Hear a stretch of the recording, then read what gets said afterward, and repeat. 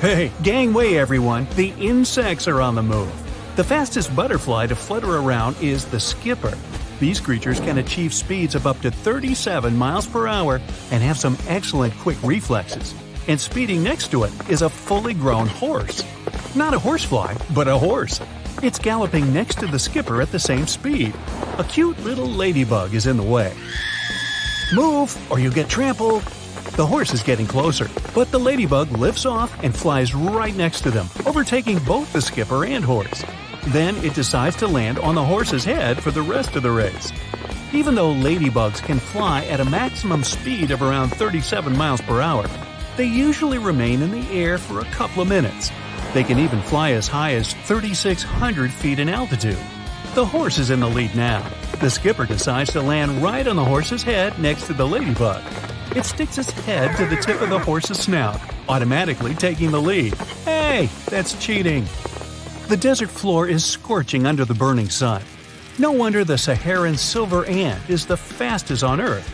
It can even lift hundreds of times its own weight. If Usain Bolt, the fastest man on Earth, can run 4 strides per second, this tiny ant can run 50. If you look closely, you can even see its tiny legs gallop at high speeds. It reaches speeds of 2 miles per hour, which may not seem like anything if you're a giant human glancing from above. But down below, they're the speed leaders of the ant world. Out of nowhere, another bug sprints right by it, leaving a dust storm behind. It's the Australian tiger beetle, and it's one of the fastest land insects on Earth, and it can run at more than 4 miles per hour. Some beetles of the same species are even faster and run at around 6 miles per hour. Don't worry about its wings, they're just for decoration. It doesn't even fly. It doesn't need to. Yikes, a cockroach! These creatures can run up to 3 miles per hour. A little house mouse pops out of a corner and starts chasing the roach. These little critters can run up to 8 miles per hour. But the roach drifts and slides and creeps into little corners to outrun the mouse. A kitty cat leaps from the shelf and joins the chase, reaching 30 miles per hour. The cockroach and the mouse sneak escape outside. The cat goes back to licking itself and plotting against everyone. Centipedes don't have 100 legs, but they're still pretty creepy and rather fast. Millipedes, however, are really slow and don't even qualify for this race. Centipedes are carnivores and use venom to help catch prey, while millipedes feed on leftovers, plants, and veggies. When in danger, they just curl up into a ball. The centipede crawls ahead, thinking it's winning the race. The millipede rolls down the hill and overtakes the centipede. It passes the cockroach, who's still getting chased by the mouse. The downhill ends with a ramp, so the millipede rolls down and bounces up into the sky. A dragonfly can hit the 35-mile-per-hour mark flying, but the millipede soars past. A hawk moth flies through and catches up to the dragonfly. It can fly at the same speed, but the dragonfly overtakes it. They reach the forest and are zigzagging through the branches and leaves. They're both flying like alien ships in outer space, dodging all obstacles. The millipede lands on a tree branch and continues walking. A tiger moth caterpillar moves ahead of it at 3 miles per hour. The millipede curls up into a ball and hides out for the rest of the race. But the branch it landed on is moving. It's actually a stick insect, and even though they can't run fast, they can grow about 13 inches long. Underneath it, there's a fairy fly, which is considered to be the smallest insect in the world, being only 0.005 inches in size. That's even smaller than a mustard seed. It sprints on the tree branch and tries to outrun the stick insect. The dragonfly and the hawk moth are head-to-head. It's almost impossible to spot them in the thick forest, but the fastest animal on Earth swifts past them all at almost lightning speed. A bumblebee can fly at 33 miles per hour and flap its wings around 200 times per second. The honeybee can fly at 20 miles per hour and flap its wings up to 230 times per second. They speed through the flowers. The millipede is still curled up, hiding next to a couple of leaves and branches.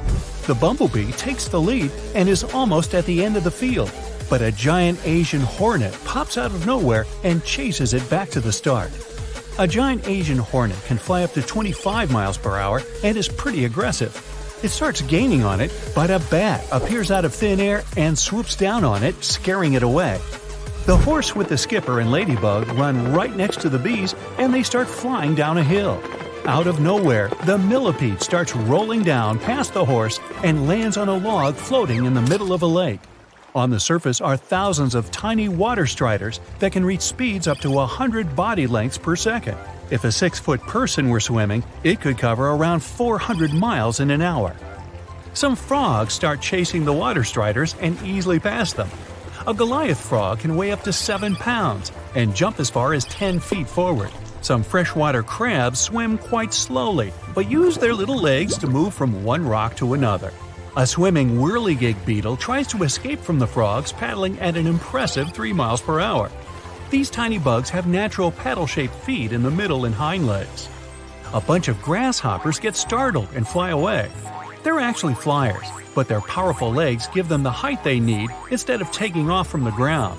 When in the air, they can reach speeds up to 8 miles per hour. They're on par with the house mouse, which has finally overtaken the cockroach. A flea isn't much of a sprinter, but it can hop its own body size by a lot. If humans could jump like fleas, then we'd be able to jump to the Empire State Building, which is 1,450 feet high, including its antenna. It wins the title for highest hopper around with the relative size. A mosquito can fly as fast as 1 mile per hour, while a typical housefly can reach 5. The housefly swifts past the mosquitoes and takes the lead to bother and buzz around you. But a bigger superfly, horsefly, flies by at 90 miles per hour. It outflies the housefly and mosquito and starts doing laps around them. Tiny mites are no bigger than a sesame seed, but they can run 322 body lengths per second. To put that into human perspective, it's the equivalent of someone running around 1,300 miles per hour. It zips through the whole race and has been running with everyone since the beginning, but we couldn't see it. The horse keeps running and ends up near traffic, miles away from the finish line. Is a giant house spider that can run at 1.2 miles per hour. A big Texas brown tarantula can be pretty speedy, depending on the temperature. The cooler it is, the slower but more stable they walk. When the temperature increases, they run faster but less coordinated. These hairy beasts are around 2 inches long and move about 4 body lengths per second at 62 degrees and 10 body lengths when it's hotter.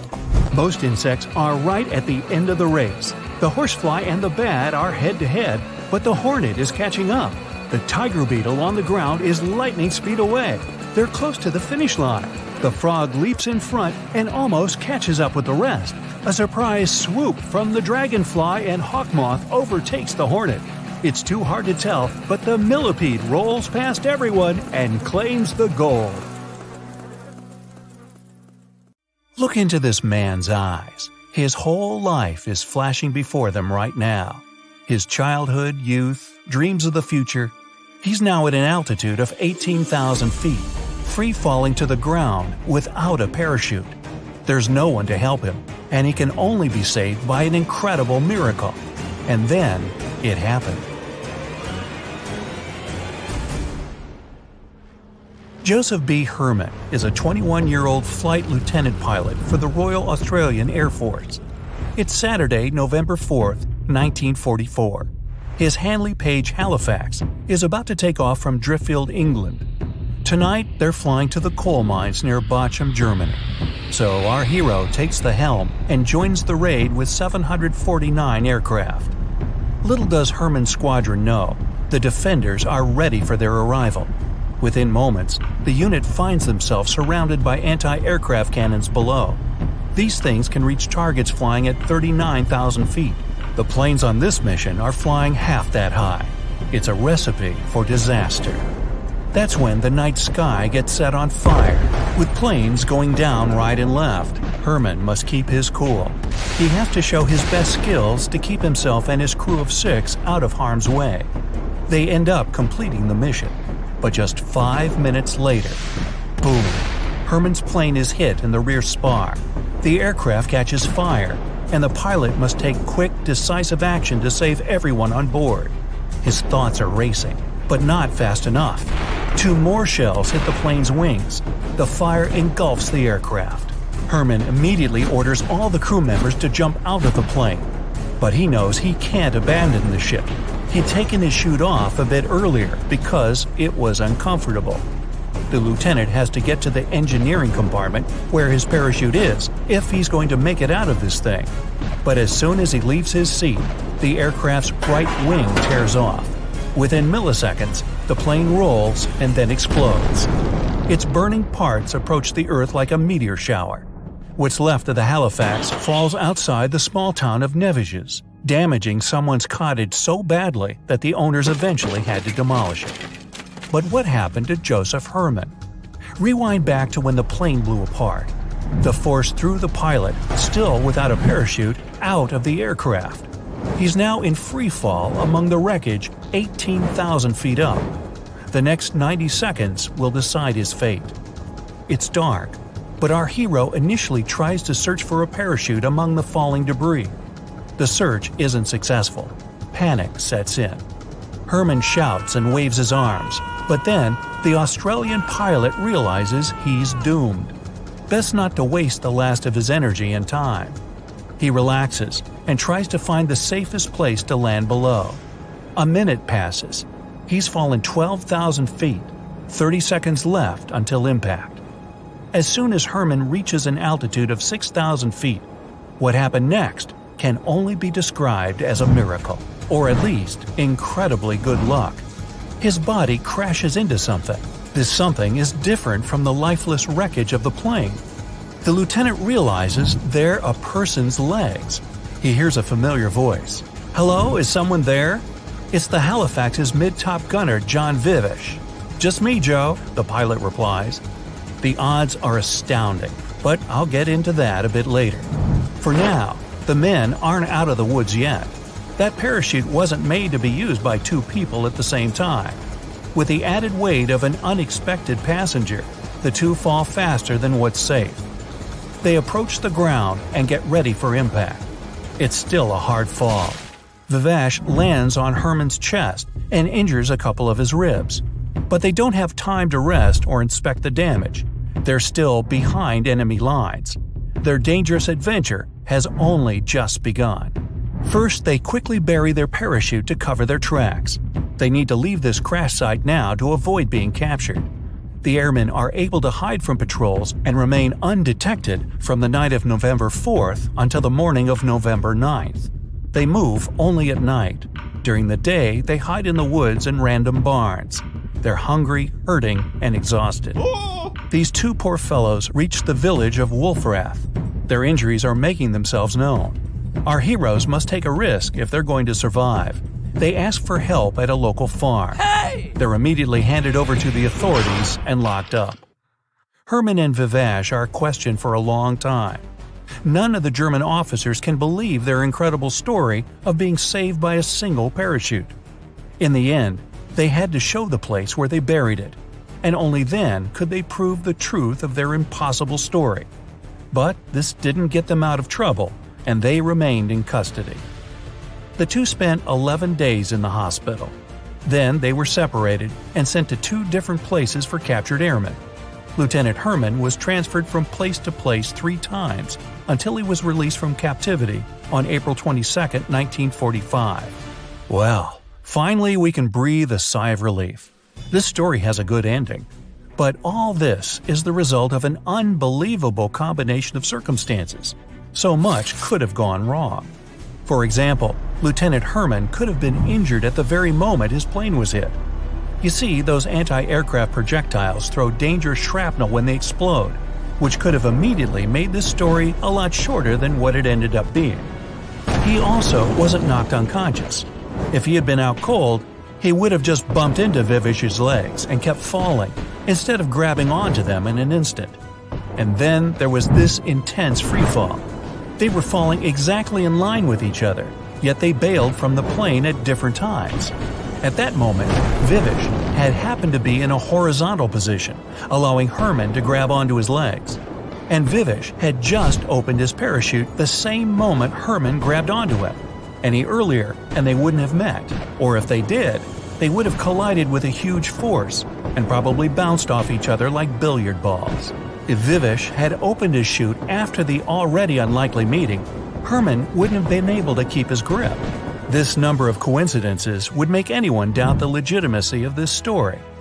Well, in February and March 2014, a group of volunteers and German archaeologists did excavations at the supposed crash site. They found about 40 parts and fragments that undoubtedly belonged to Joseph B. Herman's plane. So, 70 years later, the story turned out to be undeniably true. After the end of all the events of 1945, Lieutenant Joseph B. Herman of the RAAF lived a quiet, simple life. He became a crop duster pilot with an incredible story to tell.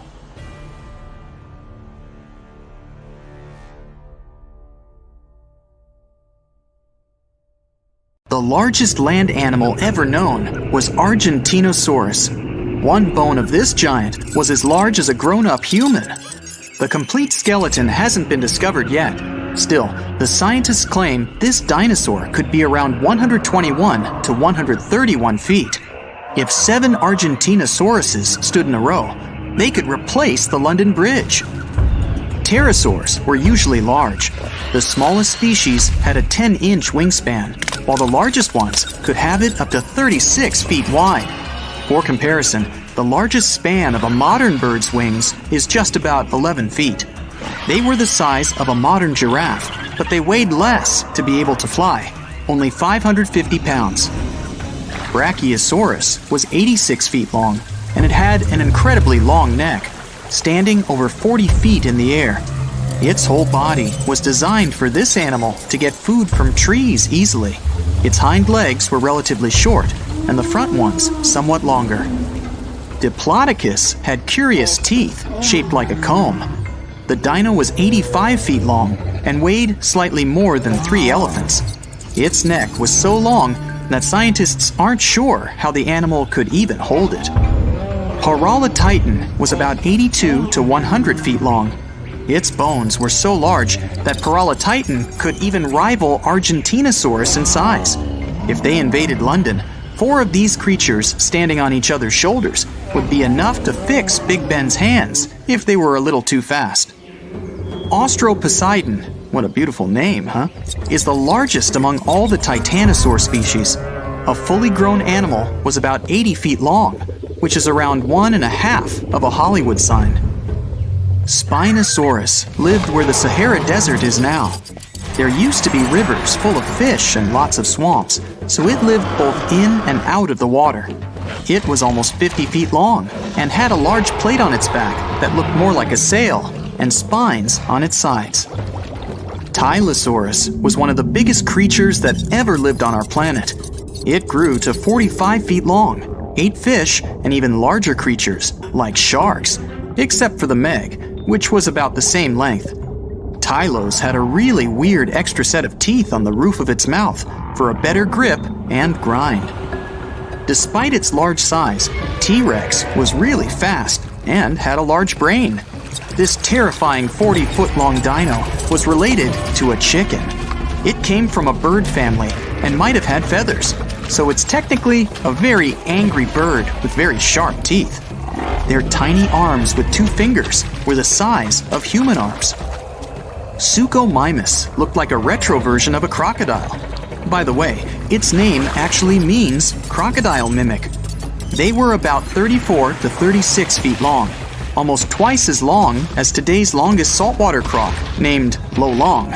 It measured slightly above 20 feet. Parasaurolophus had incredible jaws that would grind and not chew plants. It had a weird head ornament.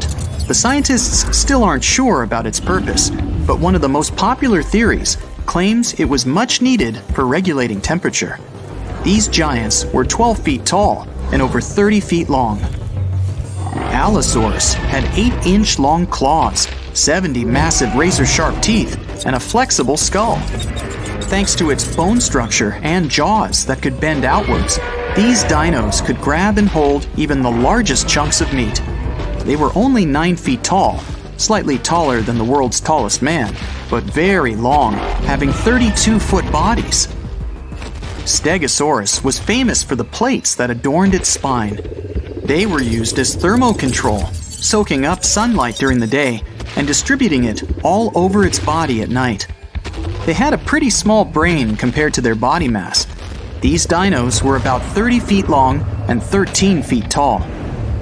A triceratops weighed 8 tons despite a plant-based diet. They were quite slow walking because of that multi-ton weight. To chew those leaves better and faster, it was geared with about 800 teeth. This many teeth would never fit in a human's mouth. It's as if one human had teeth of 25 adult individuals.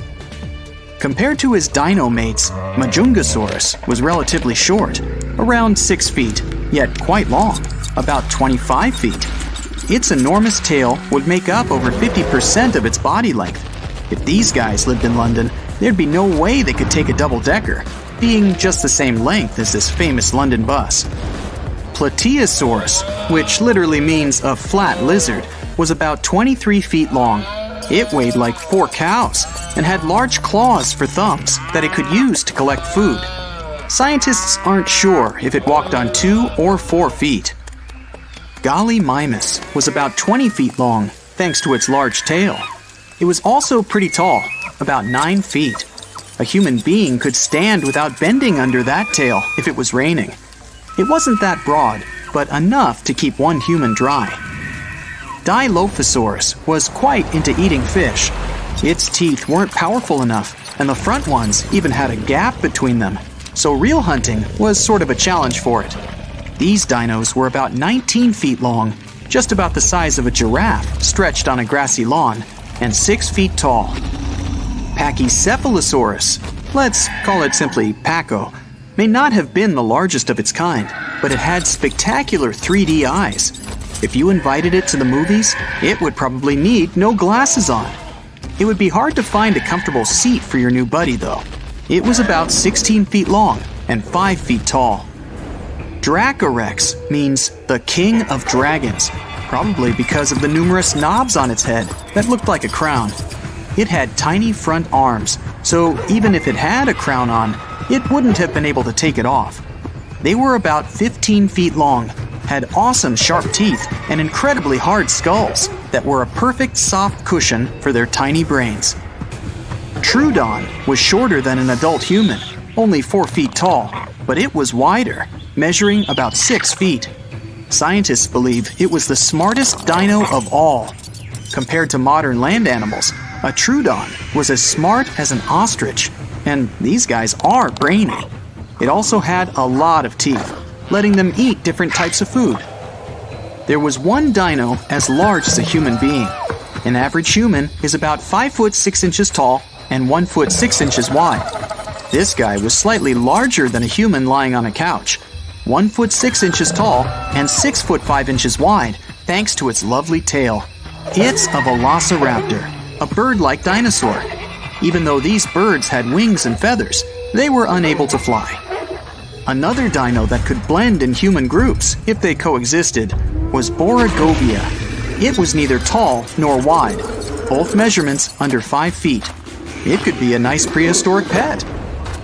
Microraptor wasn't that good at flying, despite having long feathers and long upper arm bones.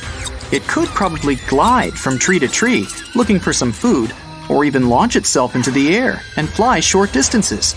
It weighed under 1 pound and was about 2.5 feet long. Giravenator was only 2.5 feet long, shorter than a Maine Coon.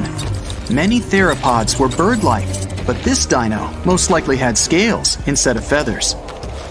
Anchiornis was another giant chicken, just like T-Rex. This guy had colorful feathers and was impressively good at flying short distances. Still, long distances were quite challenging for it. They were tiny, only about 13 inches long, and weighed no more than 4 ounces. The smallest dino that had ever lived on our planet was Oculodentibus. It was even smaller than today's world's smallest bird, the bee hummingbird. But while the latter prefer eating some freshly picked nectar, Oculodentibus had razor-sharp teeth and preferred insects to sweet flowers. It's kinda unfair to talk about prehistoric animals and not include Mr. Mammoth. They weren't that large, just about the size of a modern African elephant. The main difference between mammoths and elephants is the ear size. Because of cold climate, mammoths had small ears and kept them close to their heads. Their tusks were 15 feet long, about the length of a Dragorex. Something's lurking out there. The trees are rustling. The ground is shaking. It's getting closer. Creatures all around scatter for their life. And there it is, our first contender. No, not that giant dinosaur. Look down, right there. The incredible, just throw the name on the screen, please, and thanks. This little guy's name means eye-toothed bird, but we'll call it Hummy because it's a dinosaur no bigger than a hummingbird, and it could probably fly like one too. It's zipping through the jungle, dodging every little branch and leaf along the way. Because of its size, it's incredibly agile and quick. The only evidence we have of this dino is a tiny skull specimen found in Myanmar. It's about the size of an aspirin and has been preserved in amber for almost 100 million years. It was a groundbreaking discovery since scientists dubbed Hummy the smallest dinosaur ever found. It lived during the Mesozoic era, from around 250 to 66 million years ago. The skull was so well preserved that scientists were able to see a beak grinning with teeth. They could also tell the itsy-bitsy diny likely had huge eyes for its size. All the better to... Look! Over by that tree! Zoom in. There we go. There's no mistaking its piercing claws and needle-sharp venomous stinger. Yes, scorpions lived during the dinosaur times too. Even before then. These terrifying arachnids go back over 400 million years. Little Hummosaurus flaps around, trying to find anything to eat. And bingo! The scorpion approaches, not seeing the dino stalking it. Scorpy's completely unaware it's practically serving itself on a silver platter. Even with as many as 5 pairs of eyes, scorpions don't see very well. As for Hummy, it likely had excellent vision with those big eyes. The dino gets 1 point in this area. Hummy locks its sight on Scorpy and lunges in the blink of an eye. But what's this? The scorpion dodges the dino's grasp and scurries up the tree. Both get 1 point for speed because they're equally fast. But how did the clawed arachnid know the dino was about to strike? They may not see so well, but scorpions can sense vibrations on the ground and even in the air. Hummy tries again and again, but Scorpy already knows what's coming. We have to give 1 point to the 8-legged terror for this sixth sense. The scorpion scuttles up the tree and reaches a leveled branch. The two face off. It's time for an epic showdown! Neither flinches, each watching closely, trying to anticipate the other's next move. This is 2 points for the bird, since it can strike from both air and the ground. Scorpy only gets 1 point for being limited to the ground arena. It's 4-3 in the dino's favor. And that's when something grabs both their attention. Boom! A volcano erupts behind them. All the other dinosaurs and animals are running away. But not these two. That's when Hummy sees its chance. The dino charges and pecks the scorpion before it can even react. But to no avail. A scorpion skeleton is on the outside of its body, acting as a full suit of armor. 1 point to Scorpy. And now they're tied, 4-4. In a scenario like this, Hummosaurus definitely has the advantage and can stay on the offense.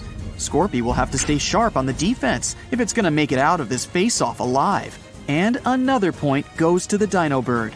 That's when the scorpion catches on to its opponent's pattern. Hummy swifts a couple of times before diving down to bite. So, when the moment's right, whoosh! The scorpion lunges its stinger right at Hummy. Pause. Let's break down their equipment. Hummy's got sharp claws to grip its opponent. That's 1. And the beak lined with pointy teeth. 1 more point. But just look at this scorpion. It was built to defend itself and take other creatures down. Giant pinchy claws, equally pinchy mouth parts, 8 quick legs to grip things with, and of course, the main attraction, that needle-like stinger, drawn back like a slingshot, ready to fill some unlucky animal with heart-stopping venom. That's 4 points to Scorpy, giving him a 1 point lead at 7-8. And the stinger goes right into Hummy's wing, but the dino is unscathed. Scorpy's aim was just a hair off. The stinger pierced Hummy's feathers, but it didn't hit the skin. Before the dino bird can lunge again, a large fiery rock flies through the air and breaks the whole tree. Both contenders are tossed in the air and land in a puddle of water below. All the trees and vegetation are burning. The sky is dark and covered in smoke and ash. Creatures keep running and nearly trample them. The scorpion takes its stance. Hummosaurus flexes its wings but can't seem to fly. Looks like it'll have to finish this face-off feet on the ground. Scorpy's finally got the upper hand. Get over here! The scorpion chases it, but the dino is quick and agile. It's able to make sharp turns and practically dances around the scorpion. Uh-oh, lava enters the ring. It's flowing its way right behind them. It's only a matter of time before they're swimming in it. The two run as far away as possible, but Scorpy is eating the dino's dust. Scorpions are pretty fast for their size, but Hummy's aerodynamic body lets it zip through the jungle like an arrow. A point for Dino Bird, and we're tied 8-8. Hummy manages to run up a broken tree and attempts to take flight. It hovers a bit, but tumbles to the ground. Quick, hide in those bushes. But, uh-oh, the Dino Bird isn't alone. Look out, a giant centipede. The centipede creeps up from behind and traps Hummy in its many wiggly arms. Its jaws are flashing. They're giant compared to the bird's little teeth. It's just about to chomp down on Hummy when suddenly Scorpio comes out of nowhere to finish what it started. But the many-legged monster doesn't back off. It swings its tail end and knocks down the scorpion. All the while, the three are oblivious to the lava approaching close. The fiery flow is just about to engulf the centipede, but the critter notices just in time and scurries away. Gotta give 1 point to both Hummy and Scorpy for enduring this extra unexpected showdown.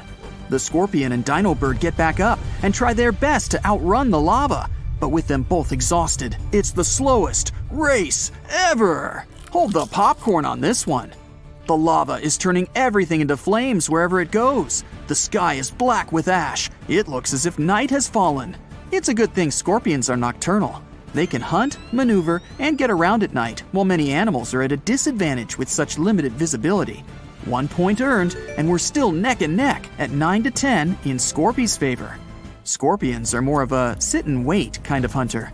They don't chase down their lunch, say, like wolves do. Confident in its victory, Scorpy finds a nice dark tunnel to sit and catch its breath. And just then, something slithers up behind it. The scorpion feels the vibrations and whips around, only to be greeted with two menacing eyes glaring right into its soul. Scorpion reacts with lightning speed and goes deeper in the trenches, but the snake is in hot pursuit. And by hot, I mean lava is making its way to the arena. The scorpion climbs vertically through more tunnels. Fork in the road, left or right. Scorpy goes left, and wrong decision. The tunnel stops abruptly. Snakes have an incredible sense of smell. This one follows the scorpion's scent, and now the arachnid's trapped. Gulp! So much for your victory. You're about to be lunch. No way out save for where the snake is covering. Except, scorpions can dig. They spend most of their time in underground burrows they dig themselves. Scorpy makes a break through the dirt wall, and just in time, the snake snaps its jaws down, but the scorpion climbs to the surface and runs away. Behind it, an ocean of lava engulfs everything and flows inside the tunnels. Up above, a familiar face. The surface is melting, but Hummy is flying first class. But the whole land is covered in fire and lava. Scorpy wins this round, 9-10. Until next time. The year is 2160. The place, the Pacific Ocean off the coast of Japan. The ocean seems calm, at least the surface does. The ocean floor is cracking right now. Boom! The earth opens up, magma shoots out. The crack in the ocean floor triggers an earthquake, and a massive amount of energy shoots into the ocean. And now for gravity to get involved. It pulls the water down and makes it move faster and faster. It's a tsunami. A wave as high as a skyscraper plows toward Tokyo at 500 miles per hour. That's millions of tons of water. It would be awesome to take a picture of it, but there's no time to admire the power of nature. The tsunami's about to hit Tokyo Bay. The tsunami smashes ashore and starts attacking the largest structure on the planet, the Tokyo Pyramid Metropolis. It's 6,600 feet tall. That's 5 times the height of the Empire State Building. Imagine if the entire population of Denver, Colorado lived and worked in one building. The Tokyo Pyramid Metropolis, TPM, can handle 750,000 people at a time. Incredibly, the structure withstands the impact, and most of the tsunami's energy seems to have just disappeared. This time, engineering stands up to nature. TPM was built by the Shimizu Corporation, which was founded in 1804. The pyramid is the most stable structure around. If you don't believe me, go to Egypt and see the Great Pyramid of Giza. It's lasted 4,500 years and it's still going strong. The TPM is built on water and consists of 204 individual pyramids. They look like bunches of grapes stacked on top of each other, 8 tiers in all. Only in this case, each grape is the size of a Vegas casino. The TPM's actually hollow. That's how it defends itself against typhoons and tsunamis. It doesn't meet the wind and waves head-on, but lets all that energy just pass right through it. Robots and autonomous control systems run this place. It runs on solar, wind, and wave energy. The pyramids are connected by passages, all in all about 85 miles worth. They connect everything and are maintained by AI that always finds you the fastest way to get from Pyramid A to Pyramid B.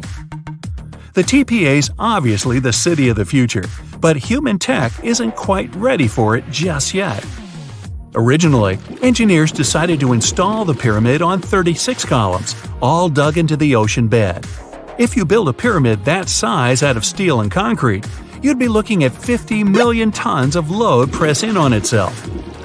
The TPM would have collapsed under its own weight and imploded into the ocean. They needed something 1,000 times lighter than concrete and stronger than steel. So, what's this futuristic material? Look at this old guy. It's the first car on the planet with an internal combustion engine. It hit the road in 1885. And this is the first artificial satellite that humans launched into space. It only took an evolutionary blip to go from the first horseless carriage to our first flight into space. That TPM's not looking so ridiculous. Hey, we can do anything. The solution is carbon, and it's everywhere. It's the rod in your pencil and the diamond in your crown or ring or industrial drill. But we don't just need ordinary carbon, we need graphene. It's a type of carbon we can make nanotubes out of. They're thinner than a human hair, but 400 times stronger than steel. And most importantly, they're light. Nanotubes aren't affected by chemicals, oxygen, or water. Perfect for the TPM. That's just a fancy way of saying the thing's not gonna rust. Shimizu has plans for a power station on the moon, an underwater city, transforming the Sahara Desert into a huge oasis, and much more, but they aren't the only ones changing the planet. The Netherlands is the size of 2 New Jerseys, and about 30% of it is below sea level. To protect their country from water, the Dutch built dams, lots of them. But that's just defense. In 1986, they decided to go on offense and take back some of the land from the sea. The first dam was 19 miles long. It basically turned a bay into a lake. The second dam sealed the deal. After 42 years of work, the Netherlands got itself a whole new province larger than Los Angeles. Humans have done the same thing all over the world, like in Hong Kong, the Philippines, Italy. Hey, take that, water! What about building stuff on land that's already land? Before NASA's missions to Mars, the most expensive project in history was the construction of the interstate highway system in the United States. It took about 35 years to finish. In today's money, it cost about $530 billion. All that cash bought 46,000 miles of road. That's almost 2 times around the globe. There are over 270 million vehicles in the U.S., more than Japan, Brazil, India, and Germany combined. But in terms of sheer effort, the roads of Rome were way more impressive. Over 2,000 years before the first automobile, the Romans built a huge network of roads, 50,000 miles long. They connected Ireland with Egypt and Turkey with Spain. The roads were pretty safe, and travelers could stay in hotels, dine in cafes, or mail a letter at the nearest post office. Only about 30% of the Earth's surface is land. The world's oceans, rivers, and lakes are full of life, and it seemed like a ridiculous task to catalog everything living in there. But 2,700 scientists from 80 countries decided to team up to do it. The cost? $650 million. Those scientists spent 10 years searching for old and new species. It was one of the biggest science projects ever attempted. They even discovered about 6,000 new species of fish, squid, and algae.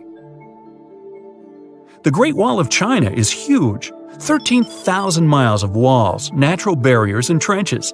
That's about 2 times the distance from Alaska to Australia. They built it over a period of 2,000 years with no trucks, bulldozers, electricity, just raw people power. Modern China's not exactly dropping the ball. In 2 years, China used more concrete for construction than the US ever did. I mean ever. Roads, cities, airports, everything there is huge. The Three Gorges Dam is definitely the new Great Wall of China. Over 7,600 feet long and 600 feet high. You're looking at 3 times more concrete and steel than the Hoover Dam. It's the largest concrete structure in the world and cost about $37 billion. More than 1 million people had to pack up and move to make way for it. Switzerland has the longest and deepest railway tunnel on the planet. Under the snowy Alps, builders dug 35 miles of tunnels. Every day, 200 freight and passenger trains pass through it. The amount of rock they took out to make the tunnel is about the same as 5 Great Pyramids. The whole thing cost about $12 billion. Egypt's one of the oldest nations on the planet, but now they're building one of the newest cities. It's going to be about the size of Singapore and filled with 6 million lucky people. There's going to be apartments, government buildings, entertainment, even an opera house. Oh, and a park that'll make Central Park look like someone's backyard. When it's finished, it'll be Egypt's new capital. So why bother? Well, by 2050, Cairo's going to have about 40 million people in it. Looks like they'll need more than one new city. The first flights to the moon cost about $280 billion in today's money. But SpaceX isn't letting price get in its way. The company plans to build a colony on Mars with a population of 1 million by 2050. They claim that once the program starts, you'll be able to buy a ticket to Mars for as little as $100,000. But the biggest science project ever is definitely the International Space Station. It weighs as much as 2 Boeing 747s and zooms through space at the speed of 17,500 miles per hour. That pencils out to be 5 miles per second. The station orbits the Earth 16 times per day, and it doesn't come cheap. Luckily, a whole bunch of countries share the bill, but it's definitely the most expensive room service anywhere in the galaxy. It costs $10,000 to deliver a bottle of water from Earth to the space station. Hey, at that price, I think it's important to ask, sparkling or still? Oh, you're too scared to open your eyes. You check your forehead and your temperature seems fine. All your vital signs seem okay. When you open your eyes again, though, you realize it isn't a prank. Everything is really black and white. You look at your goldfish and realize you can't even call it that anymore. You're just staring at a fish-shaped object floating in nothingness. Your once colorfully decorated apartment is now just black and white shapes and patterns. But hey, at least that zebra-striped couch still looks good. You try to figure out what's happening and realize all the color has drained from the world. You can see black and white because they aren't actually colors, they're just shades. Seeing everything in black and white basically just means that you're seeing the shades of colors without seeing the colors themselves. You check the outside world, and everyone is panicking and bumping into each other. Driving in particular is hard without access to a normal range of colors. At a traffic light, people have to check the position of the flashing light to see if they should stop or go. This isn't a case of mass color blindness. Contrary to what people think, color blindness just means that a person can't see a wide range of colors. For them, a tomato might look orangish or even just a slightly different shade of red. What everyone's going through now is more like achromatopsia. This is a very rare condition that causes people to see only black, white, and shades of gray. You can only see the vague outline of clouds above you, and you can't even tell what kind of day it is. From the light gray sky, you guess it might have been a nice day. The birds are freaking out too. They rely on vision to coordinate and find food. They can see shapes pretty well, but it won't be as easy to spot things now. Back in your apartment, you look at the mirror and see yourself in black and white, or rather many shades of gray. You check your phone to see everyone asking for help and wondering what happened. The world, as everyone knew, is gone. Now you all live in an old-fashioned film. You continue looking through your social media feed and see that it's all anyone is talking about. Everyone is sharing their experiences on how black and white life is affecting them. All the way to Paris, your family have lost all sense of the city of romance. The charming cafes are just dull, and even croissants have lost their appeal. Your friends who constantly post pictures of themselves in tropical islands with lush coconut trees, crystal clear water, and white sandy beaches are going to have to find a new way to get some likes. Now it all just looks bland and boring. You get a call from your friend on the train, and people are in a frenzy. He tells you that there's a place where everyone is going to find answers from some leading scientists. You turn on the news and see chaos all around, from the highways to the public sectors. No one knows what's happening. Hospitals are being flooded with people not knowing why they're seeing black and white. Scientists on the news are trying to figure it out, but they too don't have answers. Not yet, at least. Your office calls you and tells you not to come to work today, and that's lucky since you're a graphic designer. Your job completely relies on colors. You can hardly create an appealing logo for your flower shop client if you can only use black, white, and gray. Your plan was to use green to represent nature, but that's not an option anymore. Actually, maybe gray will represent nature from now on. The logo for the fast food joint you're working on is ruined too. You used flashy colors like bright red and yellow to grab people's attention. How can you create an energetic design in black and white? That's not all. Most important things are messed up too. All that hard work you were doing creating the local bank's logo has gone to waste. Banks usually have blue and white in their logo and design since it's associated with trust and communication. Now, no one will be able to trust banks. You wouldn't want to open an account with a bank that has a logo or color scheme that looks like it belongs to a fast food chain. Now, you won't be able to even tell the difference. Colors have been culturally embedded in our heads for centuries. We wear black at funerals to show respect and condolences. But you can't wear a white dress at a wedding unless you're the bride. Purple was used for royalty thousands of years ago and still represents that today. But there are more important things to focus on other than things like logos. After turning off the TV, you take your car and head out. But before doing that, you look for something to wear. You open your closet and see shirts ranging in color from black to white. You don't know which shirt is which, but you grab anything and put it on. It'd probably look ridiculous if people could see in color. The roads are filled with traffic and people pulling their hair out, trying to figure out what's going on. It's also impossible to drive normally when you can only see in shades of gray. And this is at 12 p.m., noon, the peak of daytime. But what happens when it's sunset or night? You're racing against time, but the traffic is insufferable. On the radio, people are trying to come up with reasons why this is happening. Some people are saying the sun has gotten weaker or our eyes not perceiving the light properly. Either way, nothing is helping. After many hours, you start to feel tired. The sun is beginning to set, and the darkness is amplified way more than it used to be. At least when it was noontime, you could see some shades of gray, but now, darkness, blackness. Someone behind puts on their high beams and it blinds you instantly.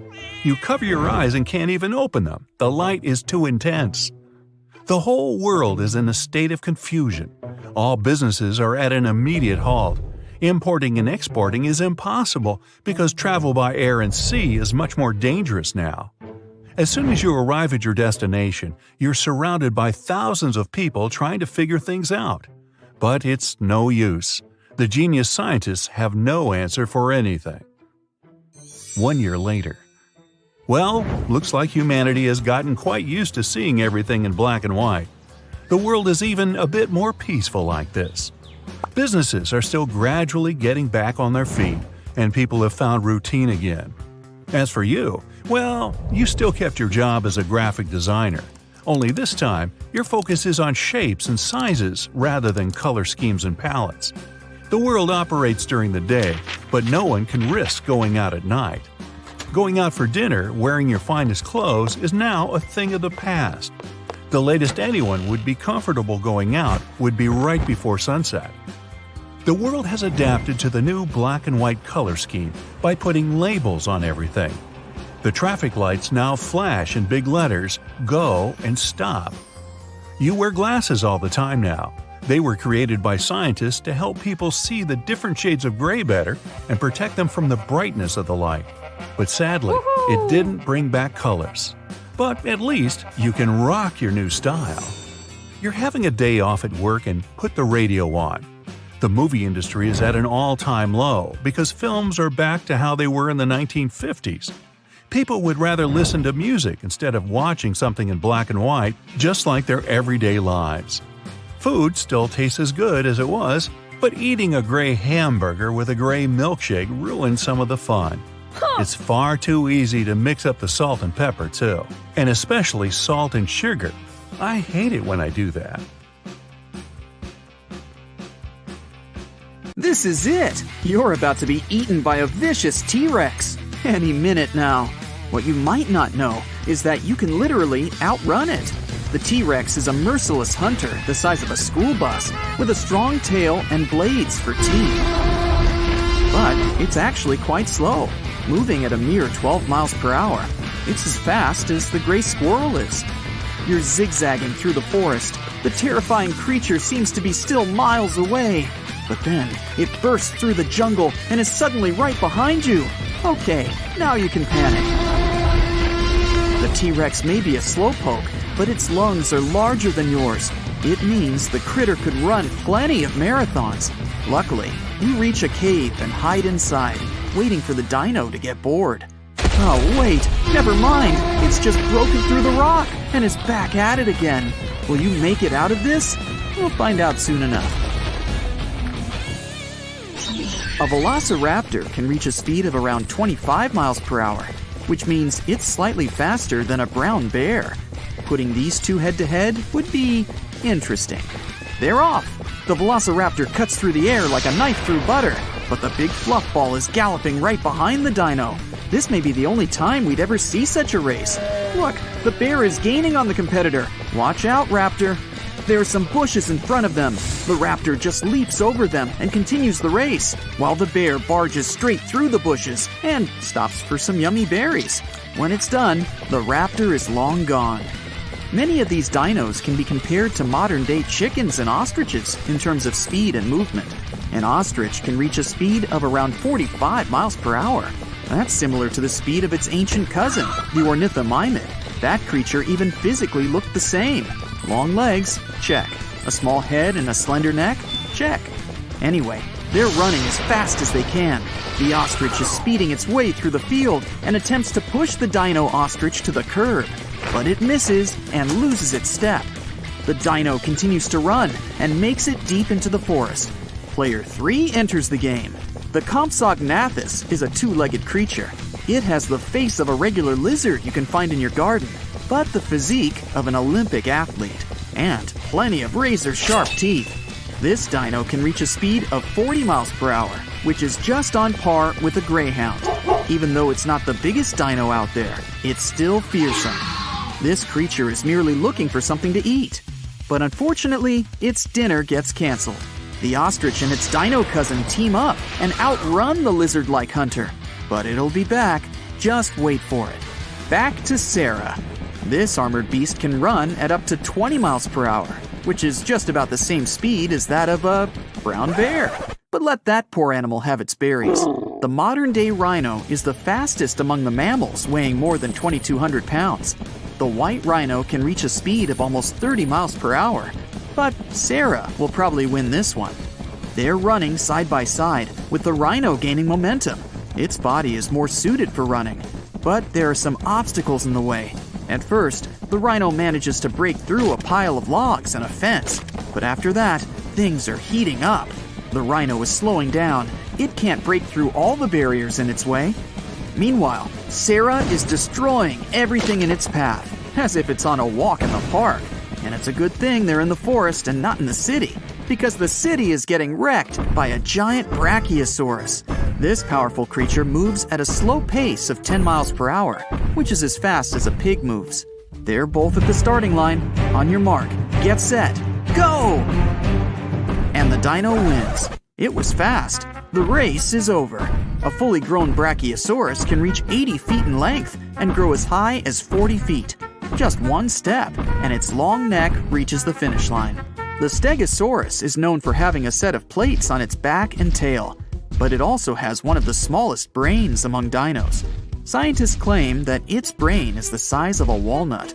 This slowpoke moves at a mere 7 miles per hour, a bit more slowly than a chicken, this modern-day dinosaur. The chicken is off to a good start. It manages to run past all the obstacles, and the stegosaurus still hasn't figured out that it's taking part in a race. Now the chicken is just pecking the ground behind the finish line. Let's add something to make this race more interesting. There we go. The T-Rex is back and chasing the chicken and the stegosaurus. This time, they're running for their lives. The T-Rex may be faster than them, but chasing a chicken is no easy feat. And good luck trying to take down a fully grown stegi.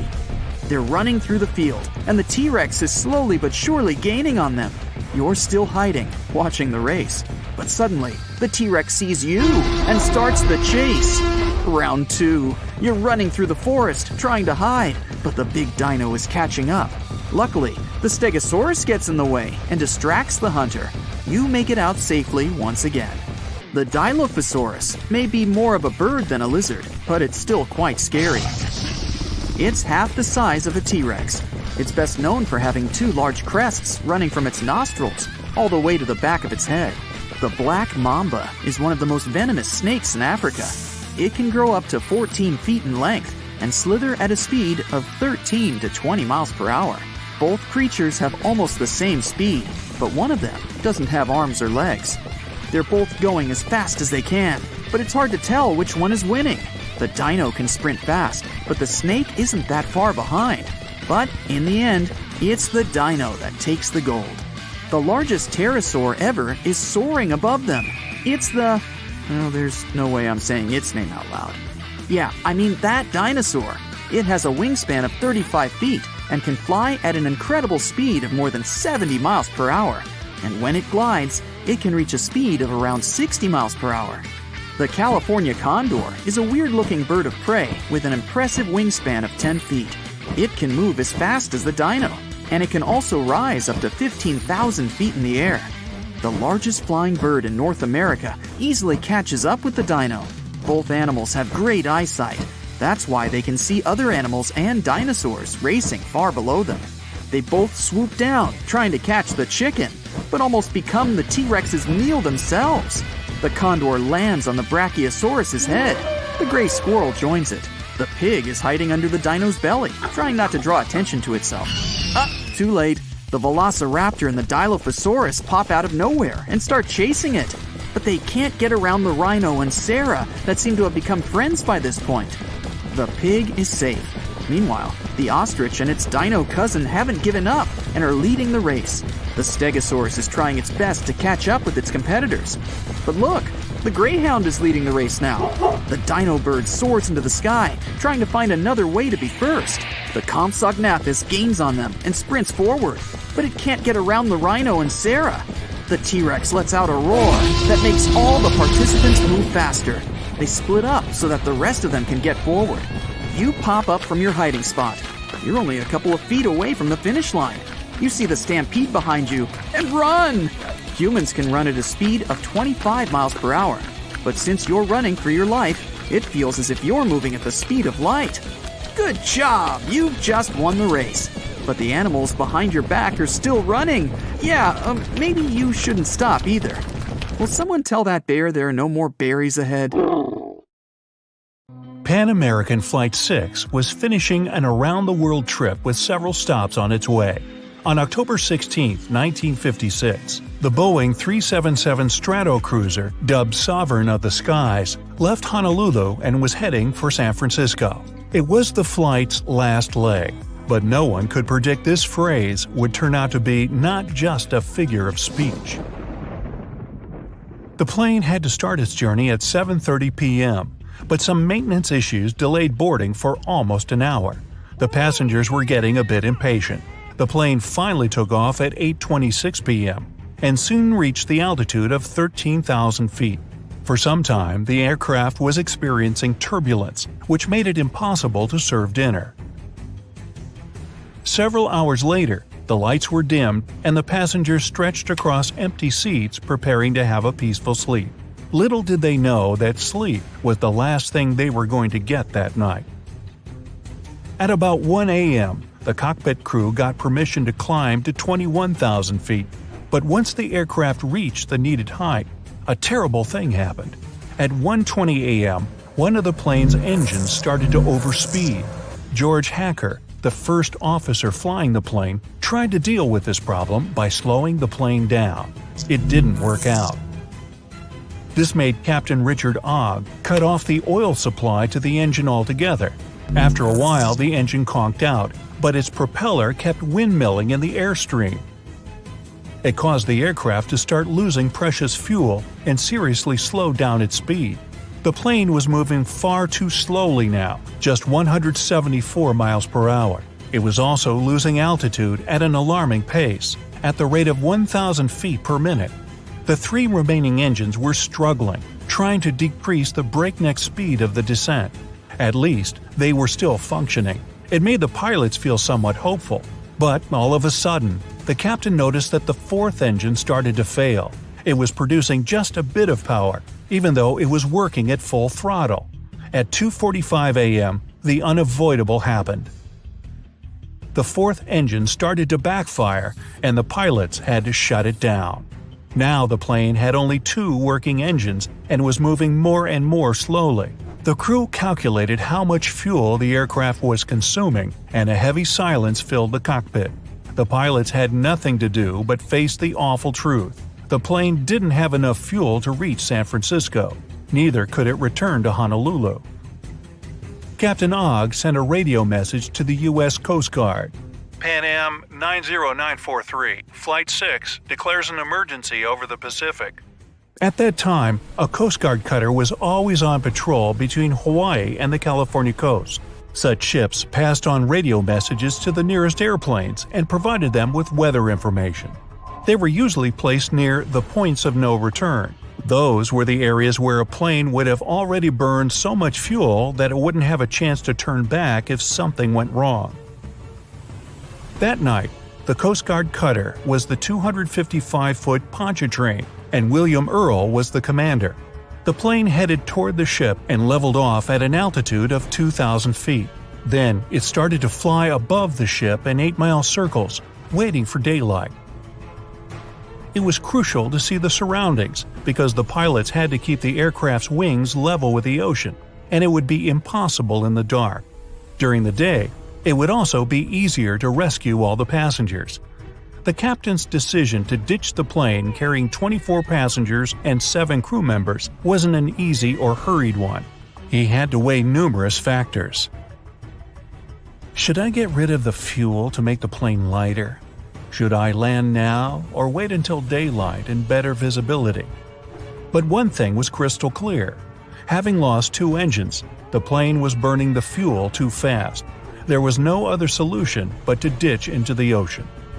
As the Stratocruiser was circling the Coast Guard cutter, it managed to climb from 2,000 to 5,000 feet. It caused the plane to consume more fuel and become lighter, which was a good thing. The lighter the aircraft, the longer it would float on the surface. Plus, it lowered the risk of fire after a crash landing. The captain knew about an accident that had happened with another Pan Am Stratocruiser. That time, the plane's tail broke off. That's why Captain Ogg asked the passengers in the back to move toward the front part of the plane. Those who were sitting by the engines had to relocate too.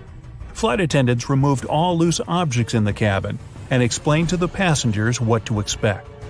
Since the problem started, the crew members had been doing their best to calm down the terrified people. When the passengers found out the plane was going to circle and wasn't landing in the dark, they were hugely relieved. Another comforting thought was that the Coast Guard cutter was out there, ready to provide them with as much help as possible. Luckily, the weather was good, and the ocean was very calm. At 5:40 a.m., Captain Ogg informed the cutter he was ready to ditch. The ship left a thick foam path in the water to help the pilots understand their height above the surface more clearly. At 6:15 a.m., the plane touched down. It was still moving at a speed of 105 miles per hour. It had already traveled several hundred feet along the surface and started to slow down when the worst possible thing happened. One of the wings hit a wave. The aircraft rotated nearly 180 degrees and its tail broke off. After that, in a matter of seconds, the plane's nose went under the water. One of those who had been on board the plane said later that all he could see at that terrifying moment was water. It seemed to be everywhere. But after less than a minute, it started to recede. The front of the plane resurfaced. People on the Pontchartrain were staring at the disaster unfolding in front of their eyes, feeling numb. They were devastated. No one could possibly survive such a crash landing. But they were very, very wrong. All 31 people on board the plane were alive. Even more astonishingly, there had been just a couple of minor injuries. Once those on board the Pontchartrain realized the passengers and crew had survived, several rescue boats rushed toward the wreckage. Meanwhile, the captain and those passengers who had been assigned to help with the evacuation quickly deployed 3 life rafts. But when people started to climb on one of them, it became obvious the raft hadn't inflated properly. It started to sink. Luckily, the rescue boats were on time. They promptly transferred the passengers from the damaged raft to the cutter. At 6:35 a.m., the last piece of the wreckage vanished in the waves. By that time, all the people from the aircraft had already got to the safety of the Coast Guard ship. They stayed in the cutter's officers' quarters and reached San Francisco several days later. Pan American Flight 6 crash landing was the first accident when an airliner ditched into the ocean but managed to keep everyone on board safe. And the whole blood-curdling event was captured on camera. Life rafts bobbing by the plane's side, survivors being transferred to the rescue boats, the plane rapidly sinking and disappearing among waves. Sometime later, all the crew members got awards for tackling the emergency and keeping the passengers safe. Captain Richard Ogg was the first person to receive the Civilian Airmanship Award presented for the most outstanding skills and heroism. You work in a large nature reserve that's home to more than 1,000 species of animals. At night, you drive through the territory in a Jeep to see if everything's okay. Most of the animals are sleeping. Suddenly, you hear the monkeys screaming. They jump from branch to branch. A herd of horses runs out of the forest. They look worried too. You hear many animals crying. Looks like some unknown strange thing has woken up and horrified the whole reserve. You see a flash in the night sky. It's a meteorite, and it's flying right towards you. You get in the car, hit the gas, and drive away as far as possible. The space rock falls right in front of you and throws your vehicle to the side. You pass out. The fallen meteorite emits some strange yellow energy. You're inside an overturned car, unconscious. All the animals have calmed down. Thousands of them silently approach the meteorite. Its energy envelops you and all the animals around.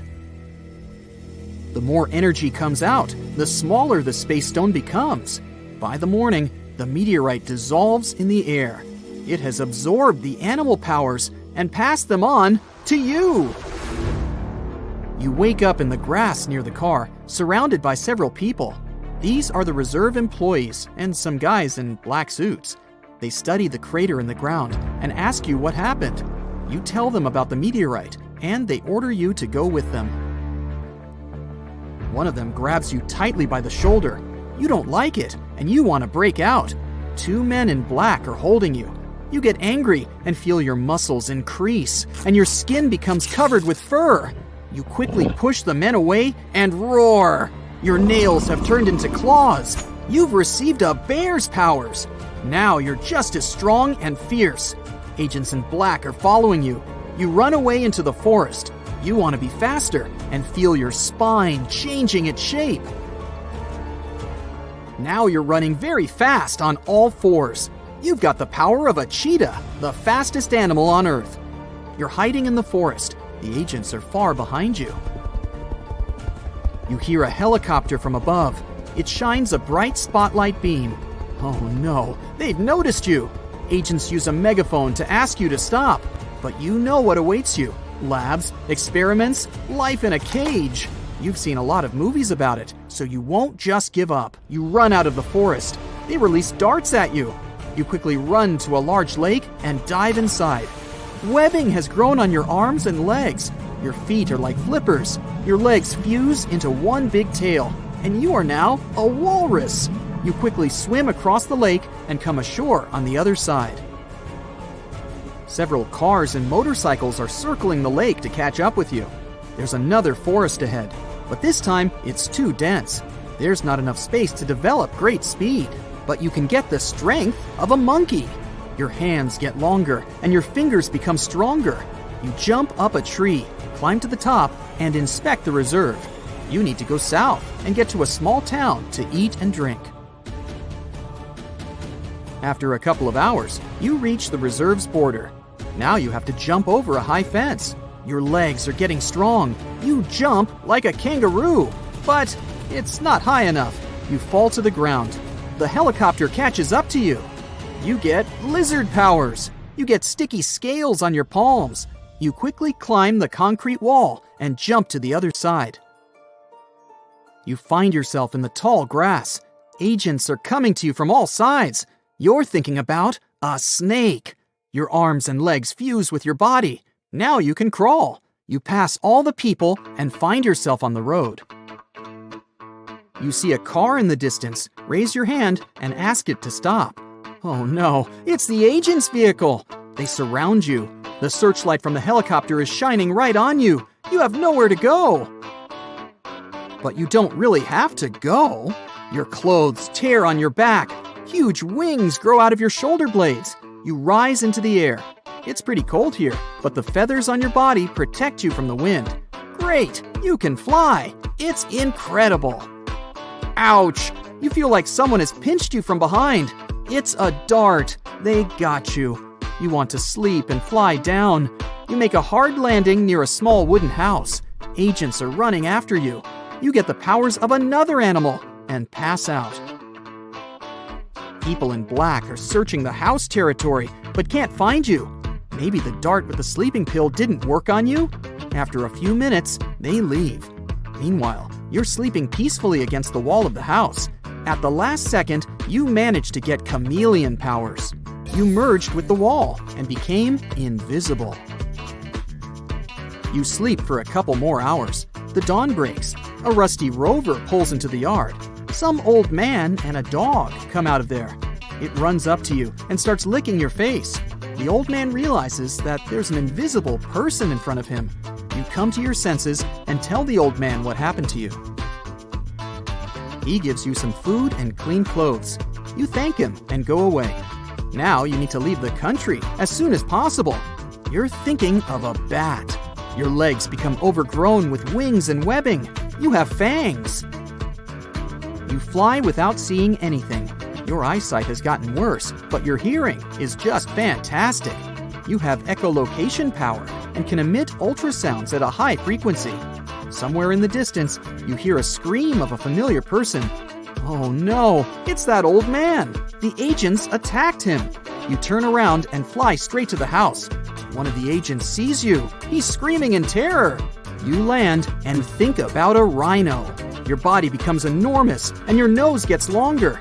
You accelerate and knock down several agents. Then you turn over their car, run into the house, and pull out the old man.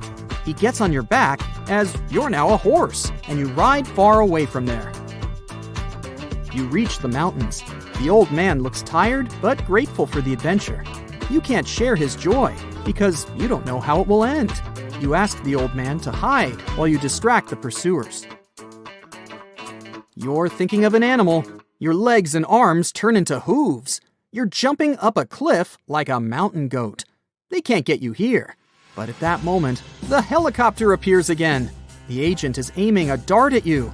Needles are growing on your back. You've got porcupine powers. You release a couple of needles into the agent.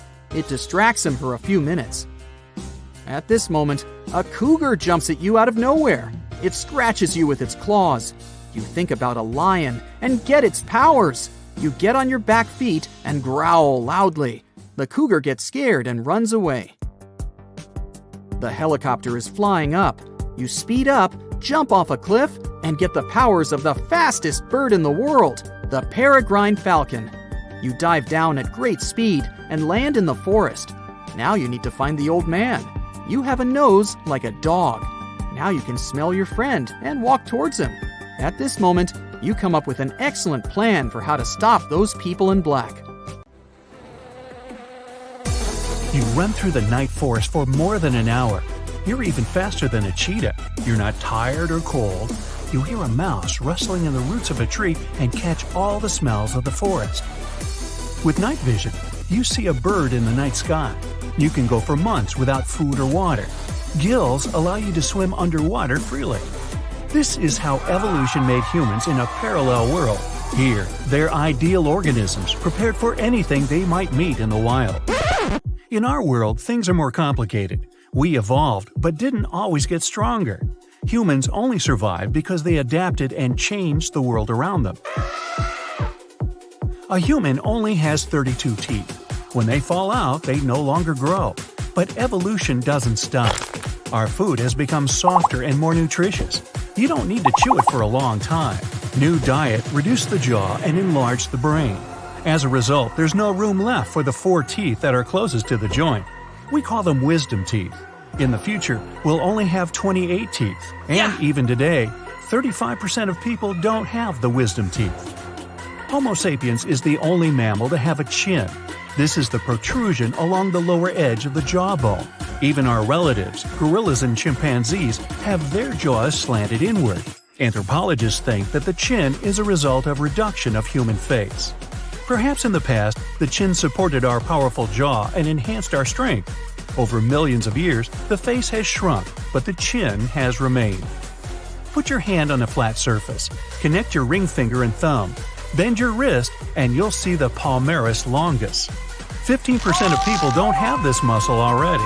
It doesn't affect the grip strength and has lost its meaning today. Millions of years ago, it allowed our ancestors to deftly climb trees. Evolution deprived us of this useful skill, but the remainder of it remained with us. Dogs, horses, monkeys, and many other animals can move their ears. This allows them to hear better and communicate with each other. Humans have a long, flexible neck, and evolution has left them without this ability. Still, 20% of modern humans can do it. This is another reminder of a time when we weren't much different from other animals. 10% of people have a Darwin's tubercle in their ear. In the past, we had pointy ears looking like the modern macaw's ones, and this little bump is the proof. When an emperor penguin hatches eggs, it doesn't eat for 115 days. Scorpions can stay hungry for a whole year. Evolution hasn't given humans a camel-like hump of fat or the ability to hibernate like a bear. Every morning, our ancestors woke up and fought for their survival. We need a lot of energy for this, so we have to eat every day. This isn't very convenient, especially when your food isn't sold in the supermarket but runs away from you through the forest or field. In the human brain, at any given moment, 100 billion neurons work. Thanks to this, you have a good memory and can talk. This is essential for survival. A big brain has a flaw. For neurons to work, it needs a lot of fuel. It makes up just 2.5% of body weight, but consumes 20% of its energy. In 2 hours of playing chess, a grandmaster burns 560 calories. A professional tennis player will spend the same amount of energy in a single hour. Big brains make us weak. Even a small chimp is much stronger than a human. Why do you need muscles if you no longer swing from branches? But you need a big brain to negotiate and cooperate with other people. Got weaker, and we like lying on the couch more and more. This is a comfortable position for thinking. At night, our ancestors were especially vulnerable. When you sleep in a new place, the left side of your brain is more awake than the right one. This brain reaction is called the first night effect. This is an ancient reaction of the body to the dangers that awaited a human in the dark. 40 to 60 million years ago, evolution gave us yet another fear. We're born with the fear of being bitten by a snake or spider. Apparently, these animals were the main danger to the first primates. Anthropologists say we became runners 2 million years ago. Broad shoulders make it convenient to swing your arms and keep balance. A special ligament extends from the spine to the back of the head. It stabilizes the head while running. No primate has strong gluteal muscles. They only turn on to full power when you're running. Hairless and 3 million sweat glands keep our bodies from overheating. People are perfect runners, but evolution has made us slow. You'll never overtake a chimp on a short distance, and that's not mentioning cheetahs. They accelerate to an incredible 70 miles per hour. But almost all land animals are sprinters and don't run for more than 10 to 15 minutes. Humans are adapted for long distances. Walking 2 legs helped our ancestors solve many problems. They freed their hands to carry food or tools. 2 legs and a straight back made our ancestors larger and even scarier for other animals. When you stand on 2 legs, you'll quickly see a saber-toothed tiger, which is waiting for you in the tall grass of the plains or the African savanna. Your body weight is distributed over only 2 limbs, and this has consequences. You can calmly walk down the street, stumble, and get injured over that. Consider this our payment for upright walking. So why do we need toes? Certainly not to hit them on the furniture. When our ancestors lived in the trees, toes helped them cling to branches. Imagine you can work at the computer, draw pictures, or cook scrambled eggs, all with your feet. Cool, but good old evolution has deprived us of this skill. Today, we're not sitting in the trees, but our feet remain flexible. Come to think of it, hooves would be more suitable for us. They're durable and don't need shoes. But until we evolve again, our feet remain fragile. Either of them has 26 bones. This doesn't make our walking or running any safer. You go to the cinema, take your popcorn basket, and start munching on it in anticipation of a great couple of hours. But then you start choking. Those few minutes of coughing and involuntary tears seem to last forever. The human is the only mammal that can choke on its food. We can't eat and breathe at the same time. The reason for this is the structure of our vocal apparatus. Your larynx is down below, thanks to which you can talk, but not while eating. Goosebumps, horripilation, gooseflesh, these are the names of the reflex that makes your skin not smooth but bumpy. This happens when you're cold or scared. Greetings from the Stone Age. Our ancestors were covered in thick hair. When they got scared, the hair follicles rose. This made them large and menacing for other animals. This natural reaction warmed the body as the air grew colder. The body of modern people no longer has long and thick hair. But if that movie is really scary, or you forgot your jacket in the evening, goosebumps still appear. Bears, hedgehogs, bats, some turtles, fish, and insects. All these creatures have one thing in common: they hibernate. Scientists claim that our ancestors were also on this list. In a cave in the north of Spain, researchers found fossilized bones of ancient people. The analysis showed that 500,000 years ago, humans could spend several months hibernating, similar to bears. Thanks to this, they survived Ice Age. Wow, how I miss this skill. Our eyes allow us to see dust in the air and huge mountains on the horizon. We see the world in color and recognize each other's faces. And when it gets darker, our vision quickly adapts to new conditions.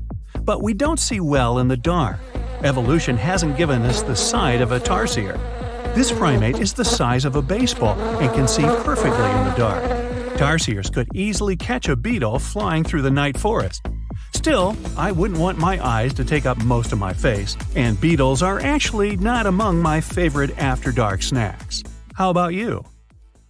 You feel a bit dizzy hanging in the air 10 floors above the ground. The only thing that stops you from falling is one of your palms and your shoeless feet. There's a crowd gathered down there in the street, far, far down.